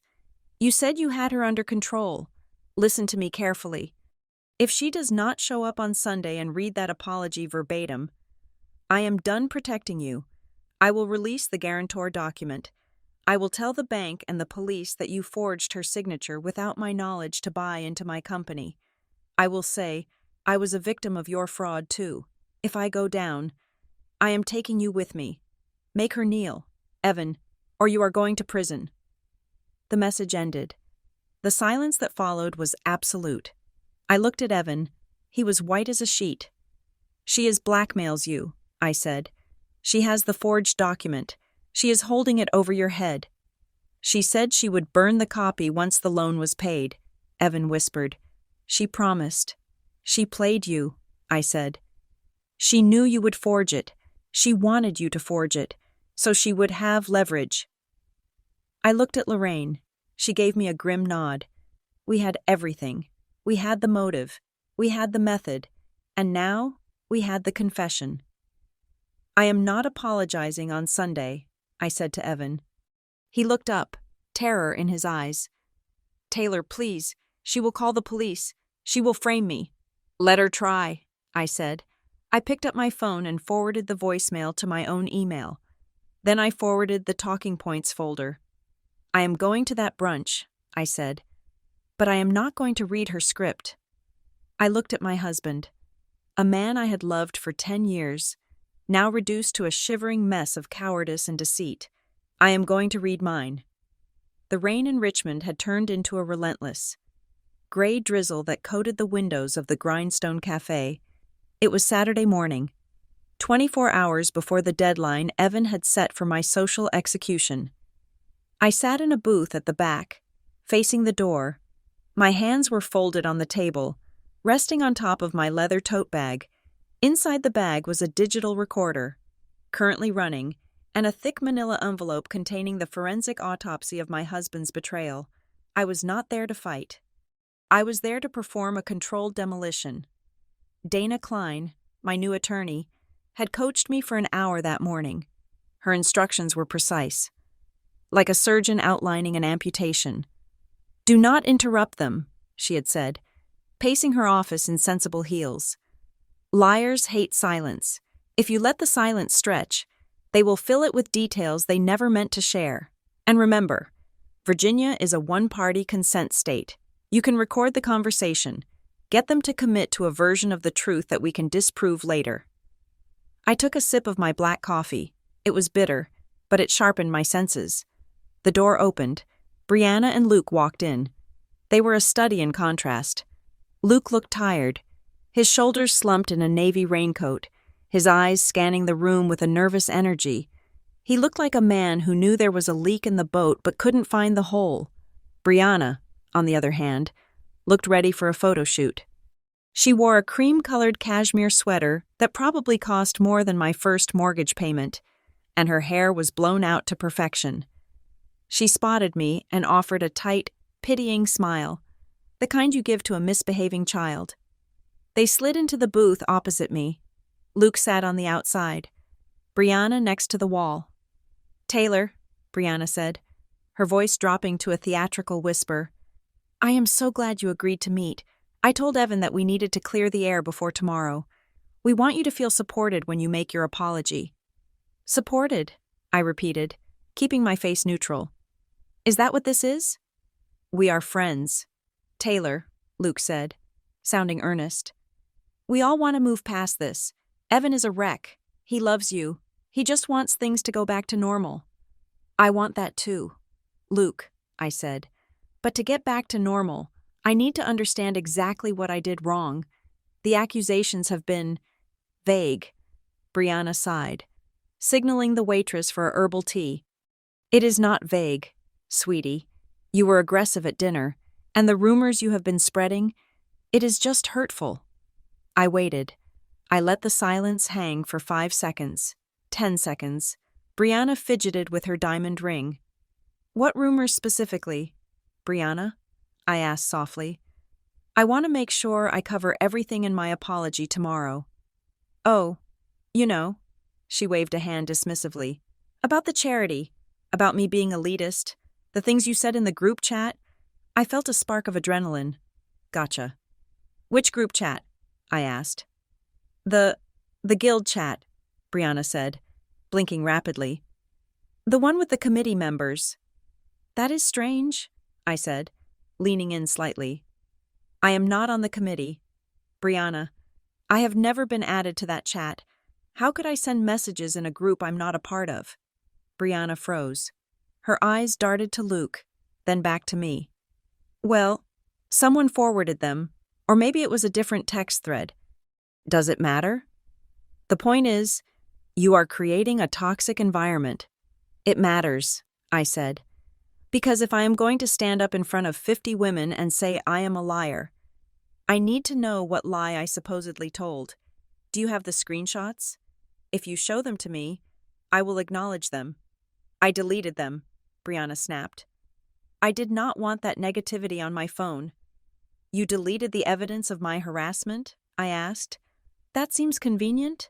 Why are you being so difficult? Brianna hissed, her mask slipping. This is why Evan is leaving you. You analyze everything until you suck the joy out of the room. Luke shifted uncomfortably. Bree, calm down. Taylor is just asking. She is not asking. She is interrogating, Brianna cried. I shifted my gaze to Luke. I am asking because I'm confused. Luke, just like I'm confused about the business, Evan tells me one thing. You tell me another. The business is solid, Luke said automatically. We are ready to scale. Right, I said. The $75,000 loan, the one I guaranteed. I watched Brianna carefully. I still have not seen the final paperwork for that, I lied. I remember discussing it with Evan, but I was foggy on the details. I was wondering if the bank had processed the guarantor forms yet. Oh, they processed them, Brianna interjected before Luke could speak. I assume they did. Evan said everything was signed months ago. Did he? I asked. That is interesting, because I distinctly remember Evan telling me he was still waiting on my signature last week. But you seem to know for a fact it was done months ago. Brianna's face went pale. She realized she had walked into a trap. I just meant, she stammered. I thought Evan said you signed it. You know how he is. He handles the admin. Wait, Luke said, frowning. He looked at his wife. Brianna, you told me last month that the financing was secured. You said you saw the approval letter. You said Taylor signed it in October. I did, Brianna said, her voice rising in pitch. Evan told me she did. Why are you looking at me like that?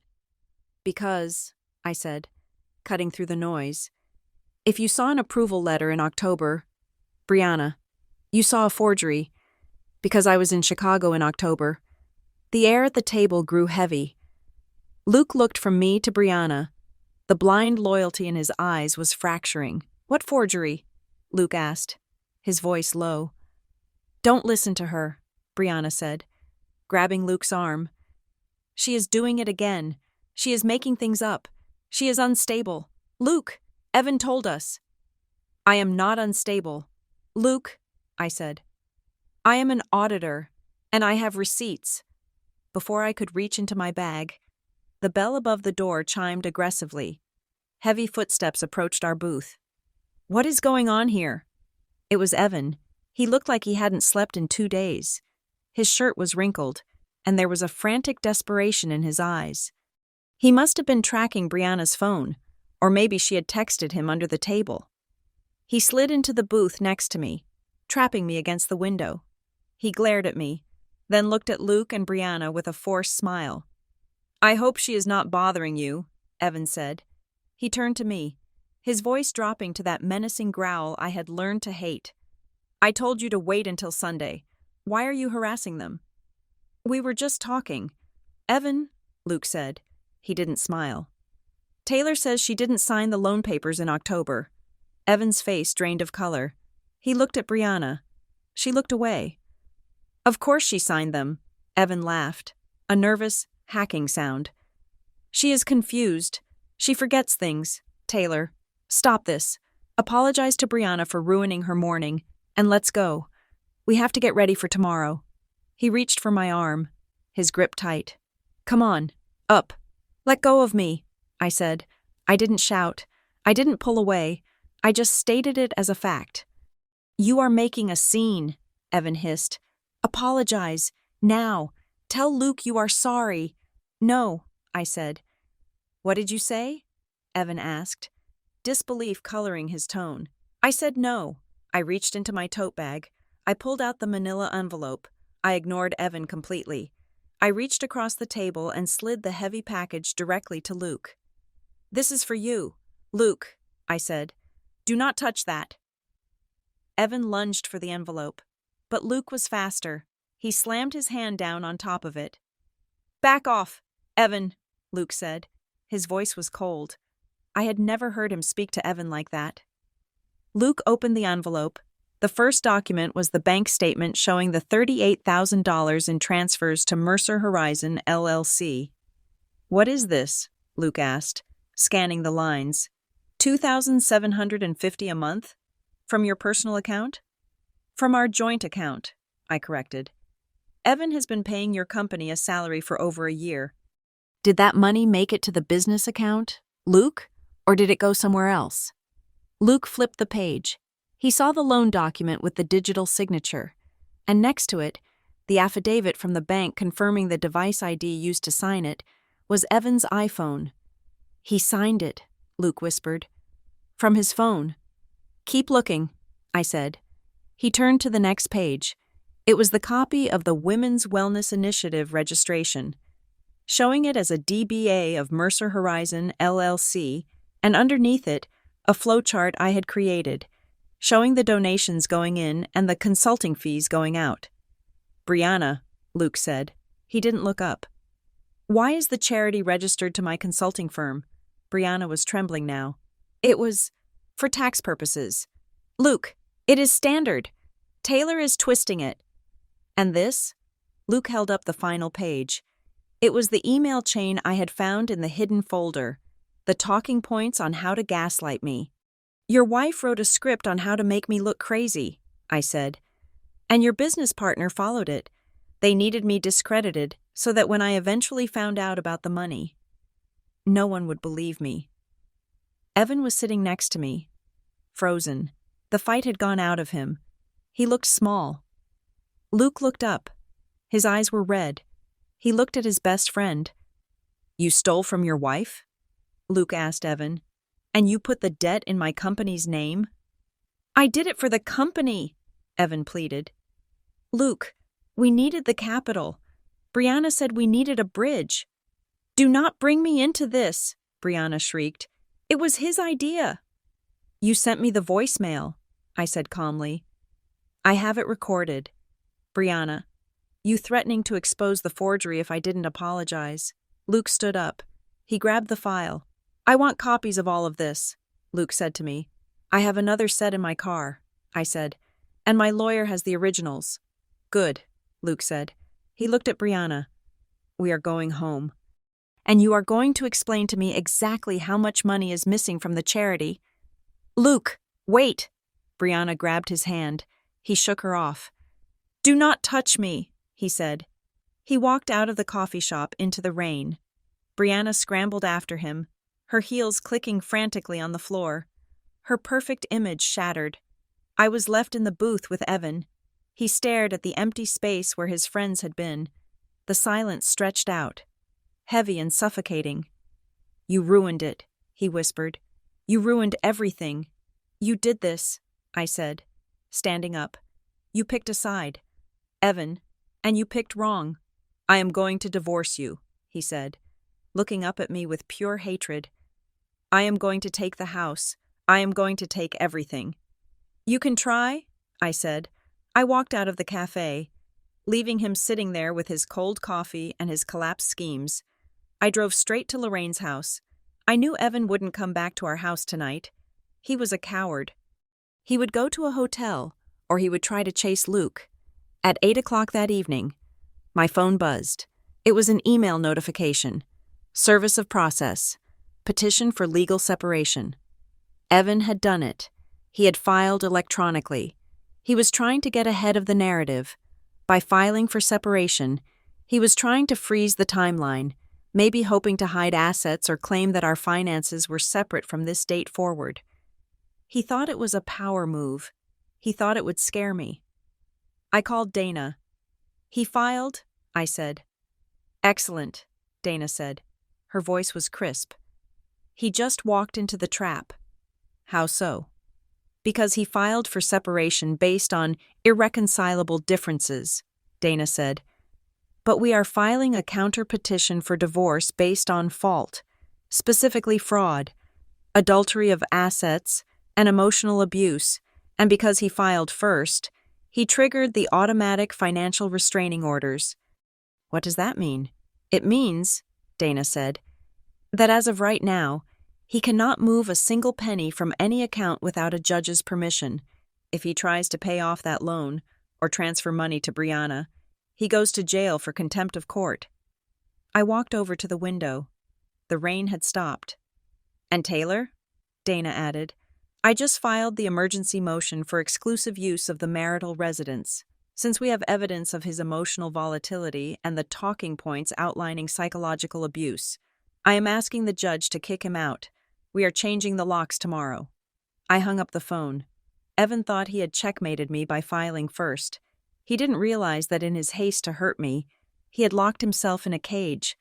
I looked at the empty driveway. For the first time in a long time, the silence didn't feel lonely. It felt like victory. Tomorrow was Sunday. The brunch was still happening. And even though Luke knew, and Evan knew, the rest of the world, and the rest of that networking group, did not. I wasn't done yet. I still had an appointment to keep. Sunday morning arrived with a sky the color of a fresh bruise, purple and blue and threatening rain. The brunch was held in the ballroom of the Jefferson Hotel. A space defined by its chandeliers and its aggressive elegance, this was Brianna's arena. She had curated the guest list, the menu, and most importantly, the narrative. The event was billed as the annual Unity Brunch for the Women's Wellness Initiative. But everyone in the room knew the real main event was my public shaming. I arrived at 10:45. I did not wear the muted, apologetic beige dress Evan had suggested days ago. I wore a tailored navy suit, sharp and professional, the kind of outfit I wore when I was presenting a quarterly audit to the board of directors. My hair was pulled back. My makeup was minimal. I was not a sinner seeking absolution. I was a professional arriving for a meeting. The room quieted as I entered. 50 heads turned. I saw the whispers ripple through the crowd like wind through wheat. Brianna stood on a small dais at the front of the room, flanked by floral arrangements that cost more than my monthly car payment. She looked impeccable in white, the picture of benevolent grace, but her eyes were darting nervously toward the entrance when she saw me. Her smile faltered for a fraction of a second, before reassembling into a mask of pity. "Taylor," she called out, her voice amplified by the microphone. "So brave of you to join us. Please, come up. We have a seat right here." She gestured to a chair placed slightly apart from the head table. Isolated like a defendant's dock. Evan was standing near the bar, nursing a glass of sparkling water. He looked haggard. He hadn't shaved. When he saw me, he straightened up, his eyes narrowing. He started moving toward me, clearly intending to intercept me before I reached the stage. I sidestepped him smoothly and walked straight to the table where the Guild's president, a formidable woman named Margaret Vance, was sitting. Margaret was old money Richmond, silver hair, pearls, and a gaze that could strip paint. She had been the one who signed off on my suspension from the group based on Brianna's rumors. "Mrs. Vance?" I said, my voice calm and caring in the sudden silence. "Taylor," Margaret said, looking down her nose at me, "we are expecting an apology, not a conversation." "You will have your apology," I said. "But first, as a member of this community, I have a fiduciary duty to bring something to your attention regarding the organization's finances." I placed a thick, cream-colored envelope on the table in front of her.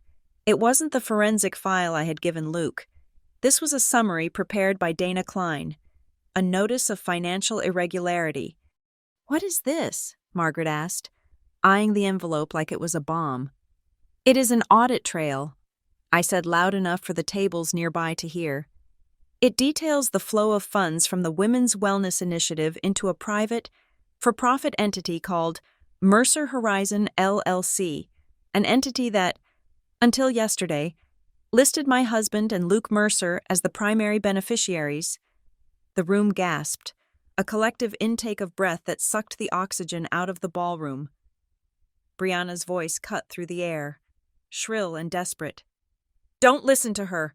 Margaret, she is lying. She is jealous. This is exactly what I told you about. She creates drama to destroy what she cannot have." Evan was at my elbow now, grabbing my arm. "Taylor, stop it. You are embarrassing yourself. You are having an episode. Let's go outside." I pulled my arm away. "I am not having an episode. Evan, I am having a disclosure." Margaret Vance opened the envelope. She pulled out the flow chart. She put on her reading glasses. She looked at the document, then at Brianna, then back at the document. Margaret was not a fool. She ran 3 charities. She knew what a diversified portfolio looked like, and she knew what money laundering looked like. She signaled to a woman at the next table, Karen, the guild's treasurer and a CPA. "Karen, come here. Look at this. This is insane," Brianna shouted into the microphone. "She is mentally unstable. Evan, get her out of here. She is ruining the brunch." "She is right," Evan yelled, addressing the room. "My wife has been under severe psychiatric strain. We are handling it privately. Please, ignore these fabrications." The doors at the back of the ballroom swung open with a heavy thud. 2 people walked in. The first was Lorraine Hollowell. She was wearing her Sunday best, a stern gray suit, and she walked with the unstoppable momentum of a woman who had spent 27 years running an intensive care unit. The second person was Linda, the HR director from Marrowdale Solutions. Evan froze. His face went the color of ash. Lorraine marched straight to the center of the room. She didn't need a microphone. Her voice was trained to cut through the din of alarms and panic. "I am Lorraine Hollowell," she announced. "I am a retired ICU nurse. I have spent my life distinguishing between medical facts and hysteria, and I can tell you right now, my daughter-in-law is not unstable." She turned to face Evan, who looked like he wanted the floor to swallow him whole. "She is being gaslit," Lorraine said, the word hanging heavy in the air. "By my son, and by that woman," she pointed a shaking finger at Brianna. "I have seen the texts. I have heard the voicemails. They plotted to make her look crazy to cover up their theft." "Mom, stop," Evan pleaded, his voice cracking.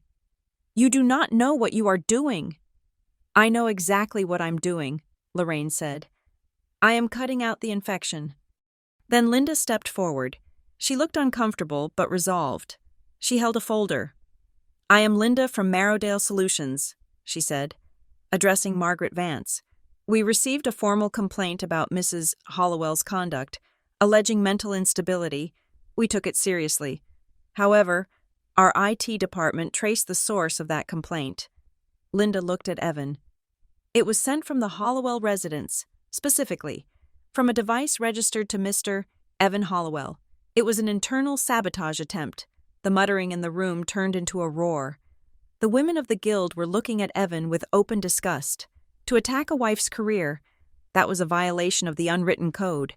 Brianna was pacing on the stage. her hands in her hair. "This is a setup. They are all in on it. Luke, where is Luke? Tell them." Luke Mercer stood up from a table in the back corner. He had been sitting there silently, watching the scene unfold. He walked slowly toward the front. He didn't look at me. He didn't look at Evan. He looked straight at his wife. "Luke!" Brianna cried, rushing to the edge of the stage. "Tell them it is a lie. Tell them the company is legit." Luke stopped at the foot of the dais. He looked up at her. "Where is the money?" "Brianna?" he asked. His voice was quiet, but in the hush of the room, it sounded like a scream. "What?" Brianna whispered.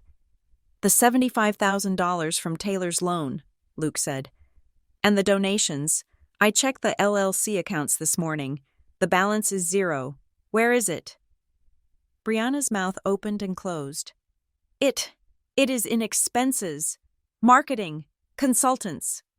"I am the consultant," Luke roared, slamming his hand on a table. "And I haven't seen a dime. You used my name. You used Evan. You used Taylor. You built a shell company to fund your lifestyle, and you made us all liable for it." He turned to the crowd. "Mercer Horizon, LLC, is a fraud. I didn't know until yesterday. My wife and her friend," he glared at Evan, "forged signatures and moved money without my consent. I am dissolving the partnership immediately."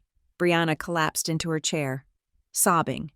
But it wasn't the delicate, victimized crying of before. It was the ugly, heaving sobs of someone who has been caught. Evan looked around the room. He saw the hostile faces. He saw his mother looking at him with disappointment so deep it looked like grief. He saw me, standing calm and untouched in my navy suit. He realized he had lost. The narrative was gone. The crazy wife story had been dismantled in front of the very audience he tried to impress. Margaret Vance stood up. She looked at the envelope I had given her, then at Brianna.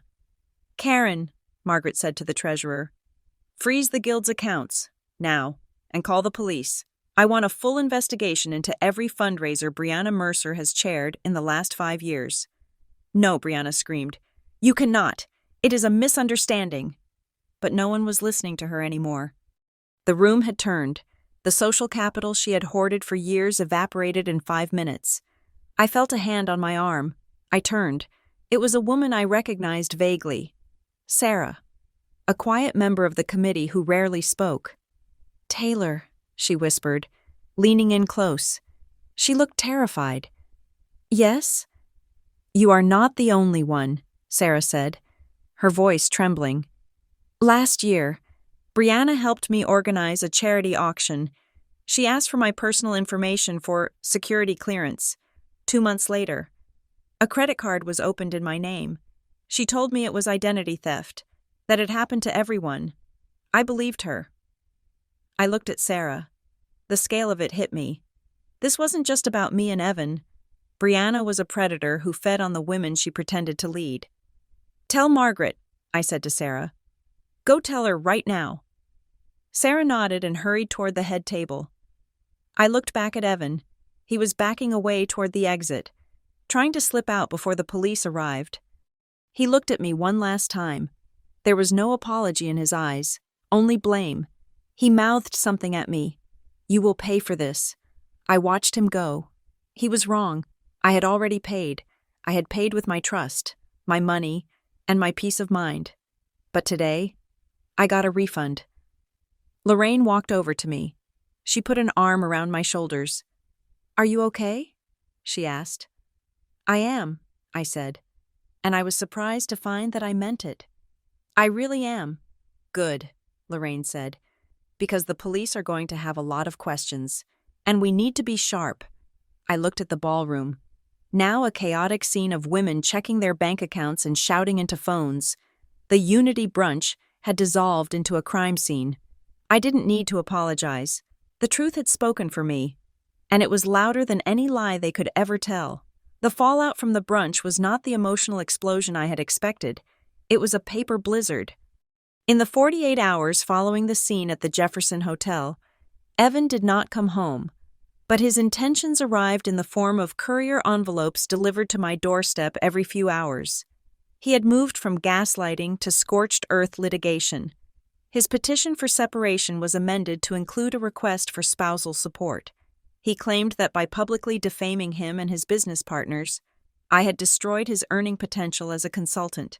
He argued that I had made him unemployable in Richmond, and therefore I was liable to maintain his standard of living until he could rehabilitate his image. He wanted half the house. He wanted half my retirement. He wanted me to pay his legal fees. I sat in Dana Klein's conference room, staring at the demand letter. "He wants alimony?" I asked, my voice flat. "He stole over $100,000 from our marital assets, and he wants me to pay him a monthly stipend?" Dana adjusted her glasses. "It is a standard tactic, Taylor. He is throwing sand in the gears. He knows he is going to lose, so he is trying to make the process so expensive and painful that you will settle just to make him go away. He is banking on your exhaustion." "I am not exhausted," I said. "I am just getting started." Dana nodded approval. "Good, because Mr. Henderson has found something interesting." She gestured to the man sitting at the end of the table. Mr. Henderson was a forensic accountant with the personality of a calculator and the eyes of a hawk. He had spent the last 3 days dissecting the data I had pulled from the bank and the files Luke had provided. "Mrs. Hollowell," Mr. Henderson began, "we have successfully traced the flow of funds. The $2,750 transferred monthly from your joint account did not go into a capital investment account for Mercer Horizon LLC. It went into a general operating fund that was used almost exclusively to pay credit card bills." "Whose credit cards?" I asked. "Brianna Mercer's," he said, "and Evan Hollowell's." He slid a spreadsheet across the table. "It appears your husband was using your salary to pay off the minimum balances on high-interest credit cards that he had opened secretly." Mr. Henderson explained. "He was not investing in a business. He was terrified of defaulting on personal debt he had been hiding from you for years." I looked at the numbers. The dates lined up perfectly. Every time I got paid, money went to the LLC, and the next day, money went to Visa and Amex. "So the consulting firm was just a laundry machine," I said. "Precisely," Dana said. "And that is fraud. We are going to present this at the temporary orders hearing tomorrow. We are asking for a complete asset freeze." The hearing was a sterile affair. We did not go before a jury, just a judge in a small courtroom who looked like he had seen too many divorces and had no patience for theatrics. Evan was there with his lawyer, a man who looked like he bought his suits at a discount outlet. Evan refused to look at me. He stared straight ahead, his jaw clenched, playing the part of the aggrieved husband. His lawyer tried to argue that I was financially abusive, that I had cut off Evan's access to funds without warning, leaving him destitute. "Your Honor," Dana said, standing up, "Mr. Hollowell is not destitute. He is currently in possession of $75,000 obtained through a fraudulent loan secured by forging my client's signature. We are simply asking that he be prevented from spending the remainder of that stolen money while we proceed to trial." The judge looked at the evidence. He looked at the affidavit from the bank. He looked at Evan. "Mr. Hollowell," the judge said, his voice bored but firm, "I am granting the petitioner's request. You are hereby enjoined from accessing any joint accounts. You are removed from the marital residence effective immediately. Any further debts incurred in Mrs. Hollowell's name will be considered a violation of this court's order and will result in immediate sanctions. Do I make myself clear?" Evan nodded stiffly. "Yes, Your Honor." As we walked out of the courtroom, Evan stopped. He waited until the lawyers were ahead of us. Then he leaned in close to me. "You think you won," he whispered, "but you just made sure that neither of us gets out of this with a dime. I will burn the house down before I let you keep it." "You already burned it." "Evan," I said, "I am just sweeping up the ashes." That afternoon, I met Luke Mercer. He had asked to see me. I agreed, but only if we met in a public park. and only if I could record the conversation. He agreed without hesitation. Luke looked 10 years older than he had at the coffee shop. He was sitting on a park bench, staring at a duck pond. He didn't have his usual confident posture. He looked small. "I filed for an audit," he said as I sat down. "Of the LLC and the charity." "And?" I asked. "It is gone," Luke said. "All of it. The donations, the loans, the money you sent. It is all gone." "Where did it go, Luke?" "Lifestyle," he said, shaking his head. "Brianna. She has a storage unit. I found the key. It is full of designer clothes, handbags, art, things she bought and hid. She was spending $20,000 a month on things she never even wore. She is a hoarder. Taylor, a high-end hoarder." He looked at me, his eyes wet. "I thought I knew my wife. I thought we were partners. But she was just using me as a front. She used my company to hide her addiction." "And Evan helped her," I said. "Evan knew," Luke said. "I found emails between them. She was paying him, Taylor. She was giving him a cut of the loan money to keep quiet and help her cook the books. He wasn't just a victim, he was an accomplice." I felt a fresh wave of nausea. "He sold me out for a cut?" "He was desperate," Luke said. "He has gambling debts, Taylor, online poker. He owed 50 grand. Brianna promised to help him pay it off if he helped her get the loan in your name." The puzzle pieces clicked into place with a sickening finality. Evan wasn't building a business. He was drowning in gambling debt, and Brianna offered him a lifeline: betray his wife, and she would clear his ledger. "I am sorry," Luke whispered. "I am so sorry I let them do this to you." "You need to testify," I said. "When we go to trial, I need you to say this on the record." "I will," Luke said. "I am divorcing her. I am done." I left Luke at the park and drove home. The house was quiet. The locks had been changed an hour ago. Evan's things were packed in boxes in the garage, waiting for his lawyer to pick them up. I walked into the kitchen and poured a glass of wine. My phone buzzed. It was an email from Brianna's lawyer. Subject: settlement offer. I opened it. Mrs. Hollowell. In the interest of resolving this matter privately and avoiding further reputational damage to all parties, my client proposes the following. You will issue a public statement retracting your comments at the brunch, stating that you misunderstood the financial structure of the organization. In exchange, Mercer Horizon, LLC, will assume full responsibility for the business loan, removing you as guarantor, and will agree to a mutual non-disparagement clause. I laughed out loud. It was a bribe, a blatant, desperate bribe. She wanted me to lie to save her skin, and in exchange, she would stop stealing from me. I forwarded the email to Dana with a note. No deal. See you in court.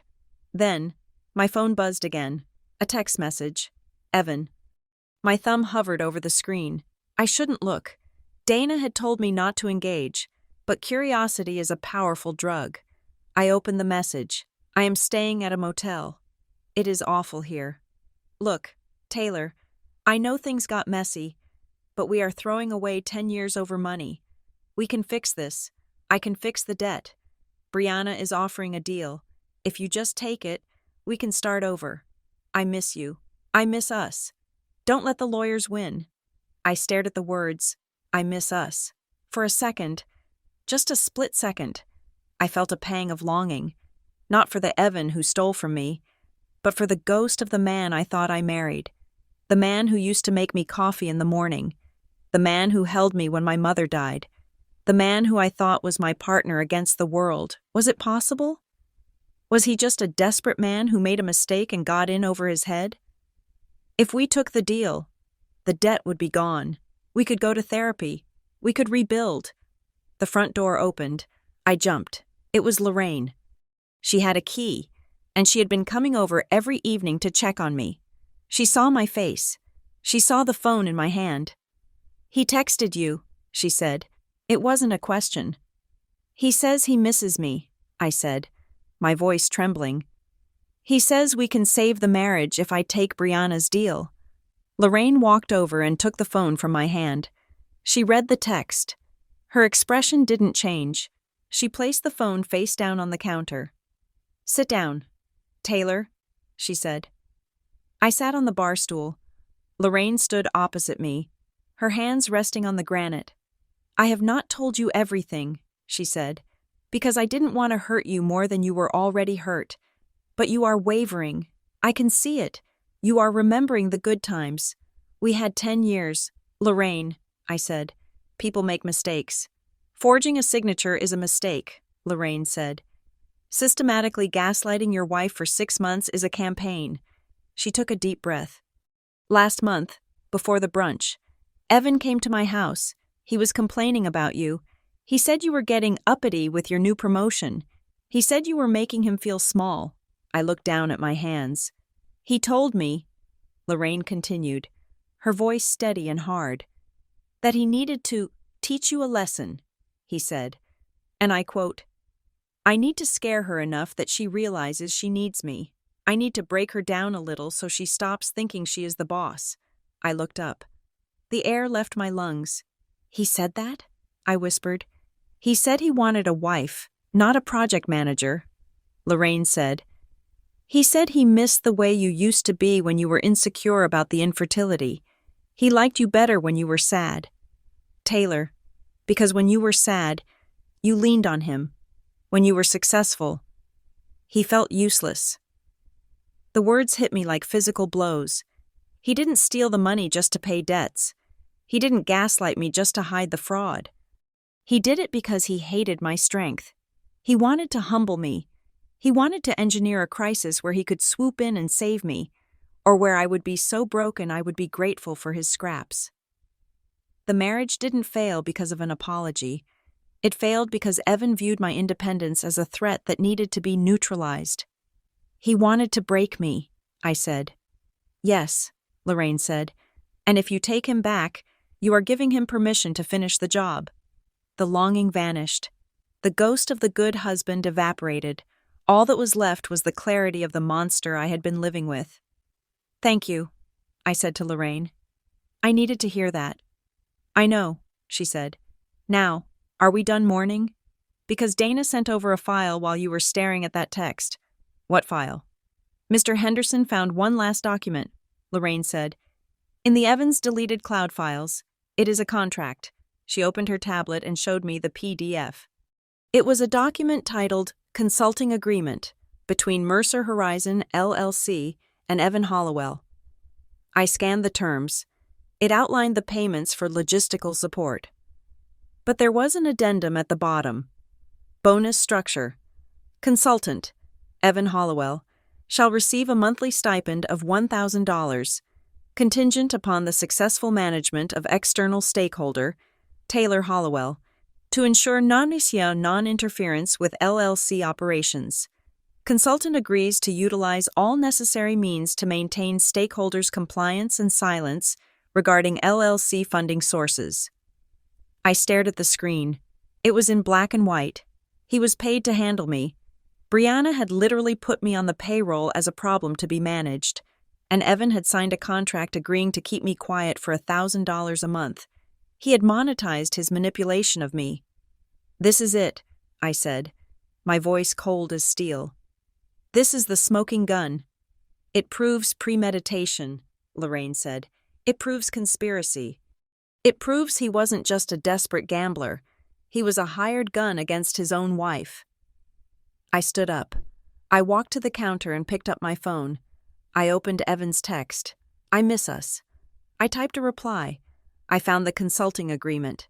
"Evan, the one where you get paid a bonus to keep me silent. I am forwarding it to the judge. Do not text me again." I hit send. Then I blocked his number. I looked at Lorraine. "Tomorrow is the final hearing," I said. "He thinks he is going to argue for a settlement, but I am not going there to settle." "What are you going there to do?" Lorraine asked. "I am going there to testify," I said, "and I am going to make sure that when he walks out of that courtroom, the only thing he owns is his debt." I poured the rest of the wine down the sink. I didn't need it. I was sober. I was armed with the truth, and I was ready to end this. The air in the courtroom was sterile and recycled, smelling faintly of floor wax and stale coffee. I sat next to Dana Klein, my hands resting on the cool mahogany table, watching the dust motes dance in the shaft of light cutting through the blinds. It was the final hearing for the temporary orders and the restructuring of our assets pending the divorce trial, but we all knew it was more than that. It was the end of the war. Evan sat at the opposing table. He wore his best navy suit, the one I had bought him for his birthday 2 years ago. He looked composed, almost smug. He leaned over and whispered something to his lawyer, a smirk playing on his lips. He still thought this was a game. He still thought he could charm his way out of the math. He believed that the narrative of the hysterical wife would hold up against the weight of forensic accounting. The bailiff announced the arrival of Judge Harrison. We all stood. Judge Harrison was a man in his 60s with a face carved from granite and eyes that had seen every variation of marital cruelty imaginable.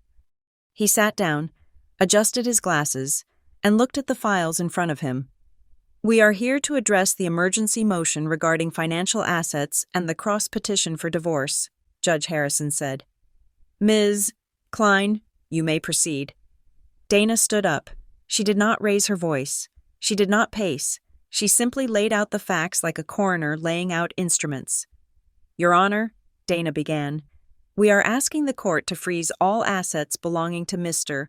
Hollowell and to grant Mrs. Hollowell exclusive use of the marital residence.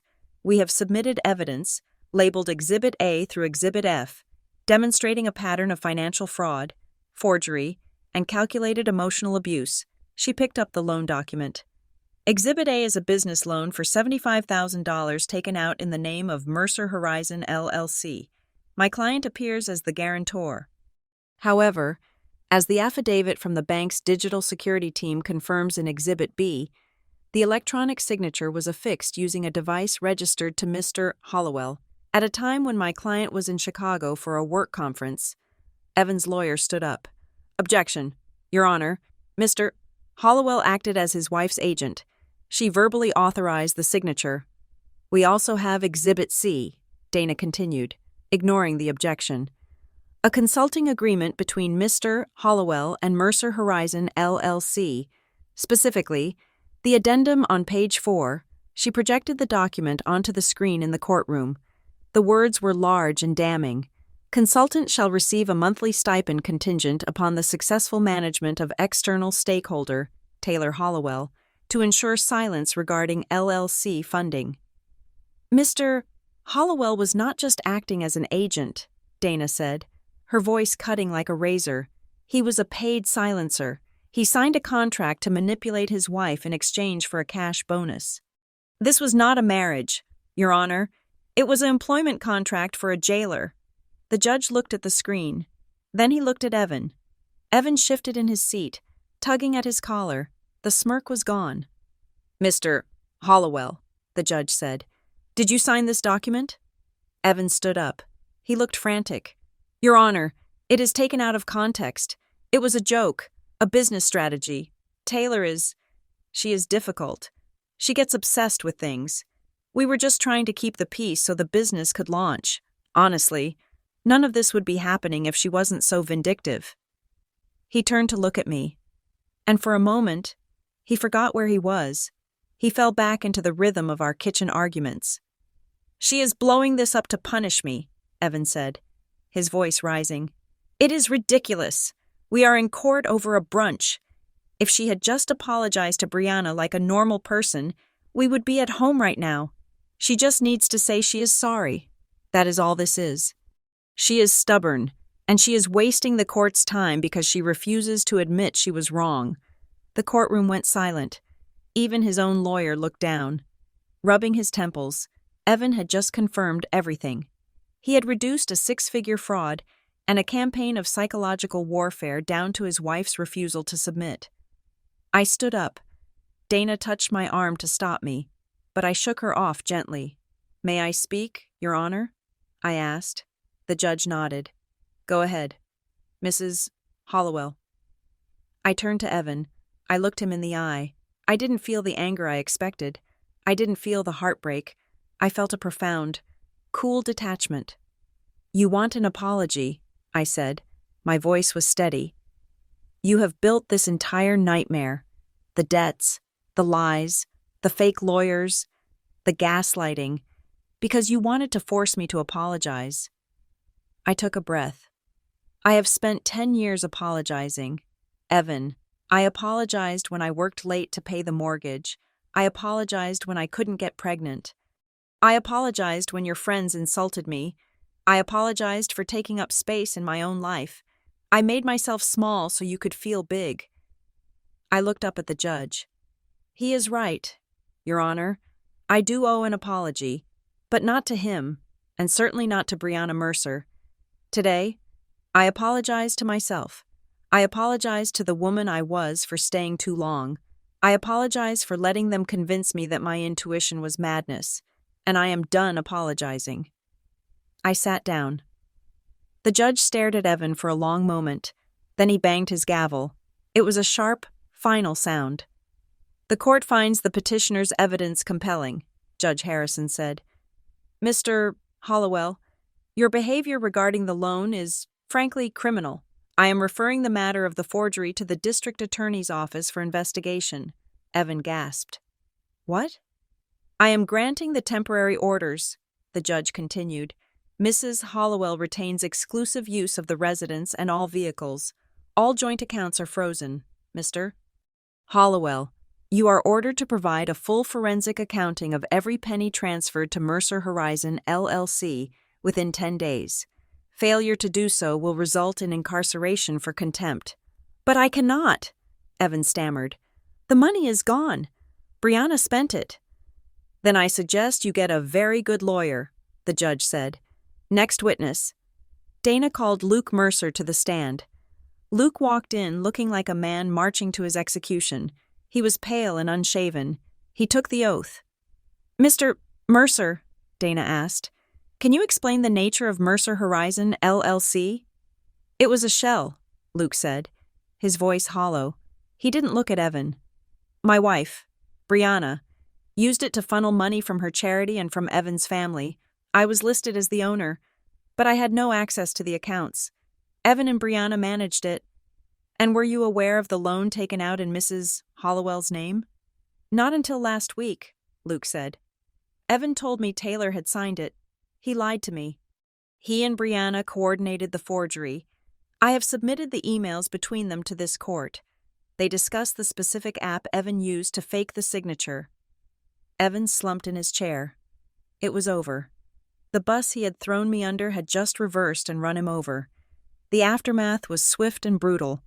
The judge ordered a complete dissolution of the financial ties. He granted the request for a forensic audit of the charity. Brianna Mercer was not in the courtroom, but her presence was felt as the judge signed the order that would likely send her to prison for embezzlement. As we left the courtroom, I checked my phone. There was an email from Linda at Marrowdale Solutions. Subject: Internal investigation closed. Dear Taylor, based on the IP evidence provided by the court subpoena, we have confirmed that the malicious email regarding your mental health originated from Evan Hollowell. The complaint has been expunged from your record. The company apologizes for the stress this has caused. You are cleared of all suspicion. I put the phone in my pocket. My job was safe. My name was clean. I walked out into the hallway. The fluorescent lights hummed overhead. Evan was waiting for me near the elevators. His lawyer had already left, probably to draft a withdrawal letter. Evan looked pathetic. The arrogance was gone, replaced by a terrified realization of his new reality. He was facing criminal charges, massive debt, and public humiliation. He stepped in front of me. "Taylor," he said. His voice was cracked. I stopped. I didn't step back. I just looked at him. "I can fix this," he said, his eyes darting around the hallway. "The judge, he is being harsh, but if we talk to him together, if you tell him you knew about the loan, maybe he will drop the DA referral. Taylor, they are going to arrest me." "They probably will," I said. He reached out and grabbed my hand.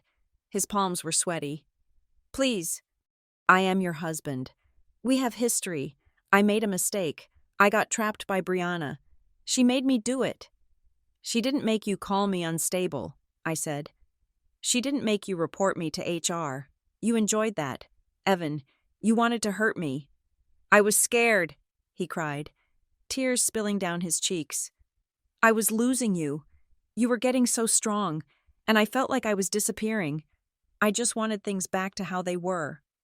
He squeezed my hand. Look, I will drop the alimony request.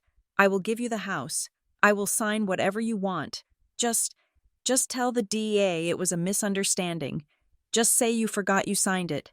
Please, just one little lie. An apology for the confusion. That is all it takes. He was still doing it, even now. Standing on the edge of the abyss, he was trying to barter with my integrity. He wanted me to lie to save him. He wanted me to sacrifice my truth so he wouldn't have to face his consequences. I looked at his hand on mine. It felt like a stranger's hand. You still do not get it, I said softly. I pulled my hand away. I reached into my bag and pulled out the divorce decree that Dana had prepared for his signature. I am not saving you, Evan, I said. I am divorcing you. But why? He pleaded, desperation making his voice shrill. I am offering you everything. I am withdrawing the suit. Why are you doing this over an apology? I clicked the pen and signed my name on the petitioner line.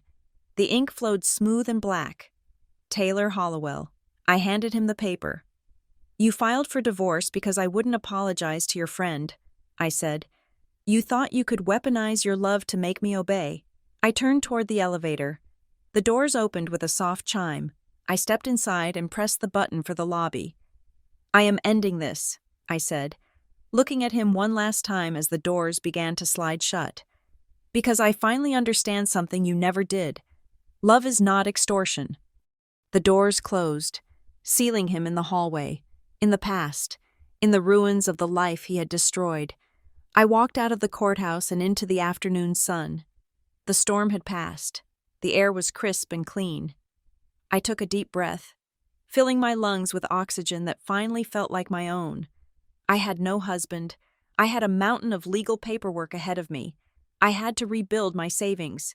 But as I walked toward my car, I checked my reflection in a shop window.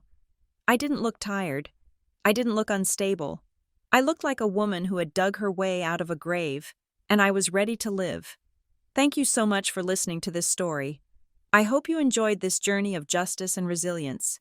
Please comment below and let me know where you are tuning in from. I would love to hear your thoughts on Taylor's decision. Do not forget to subscribe to Nina Revenge Stories, like this video, and smash that hype button so we can share more stories like this with people who need to hear them. See you in the next one.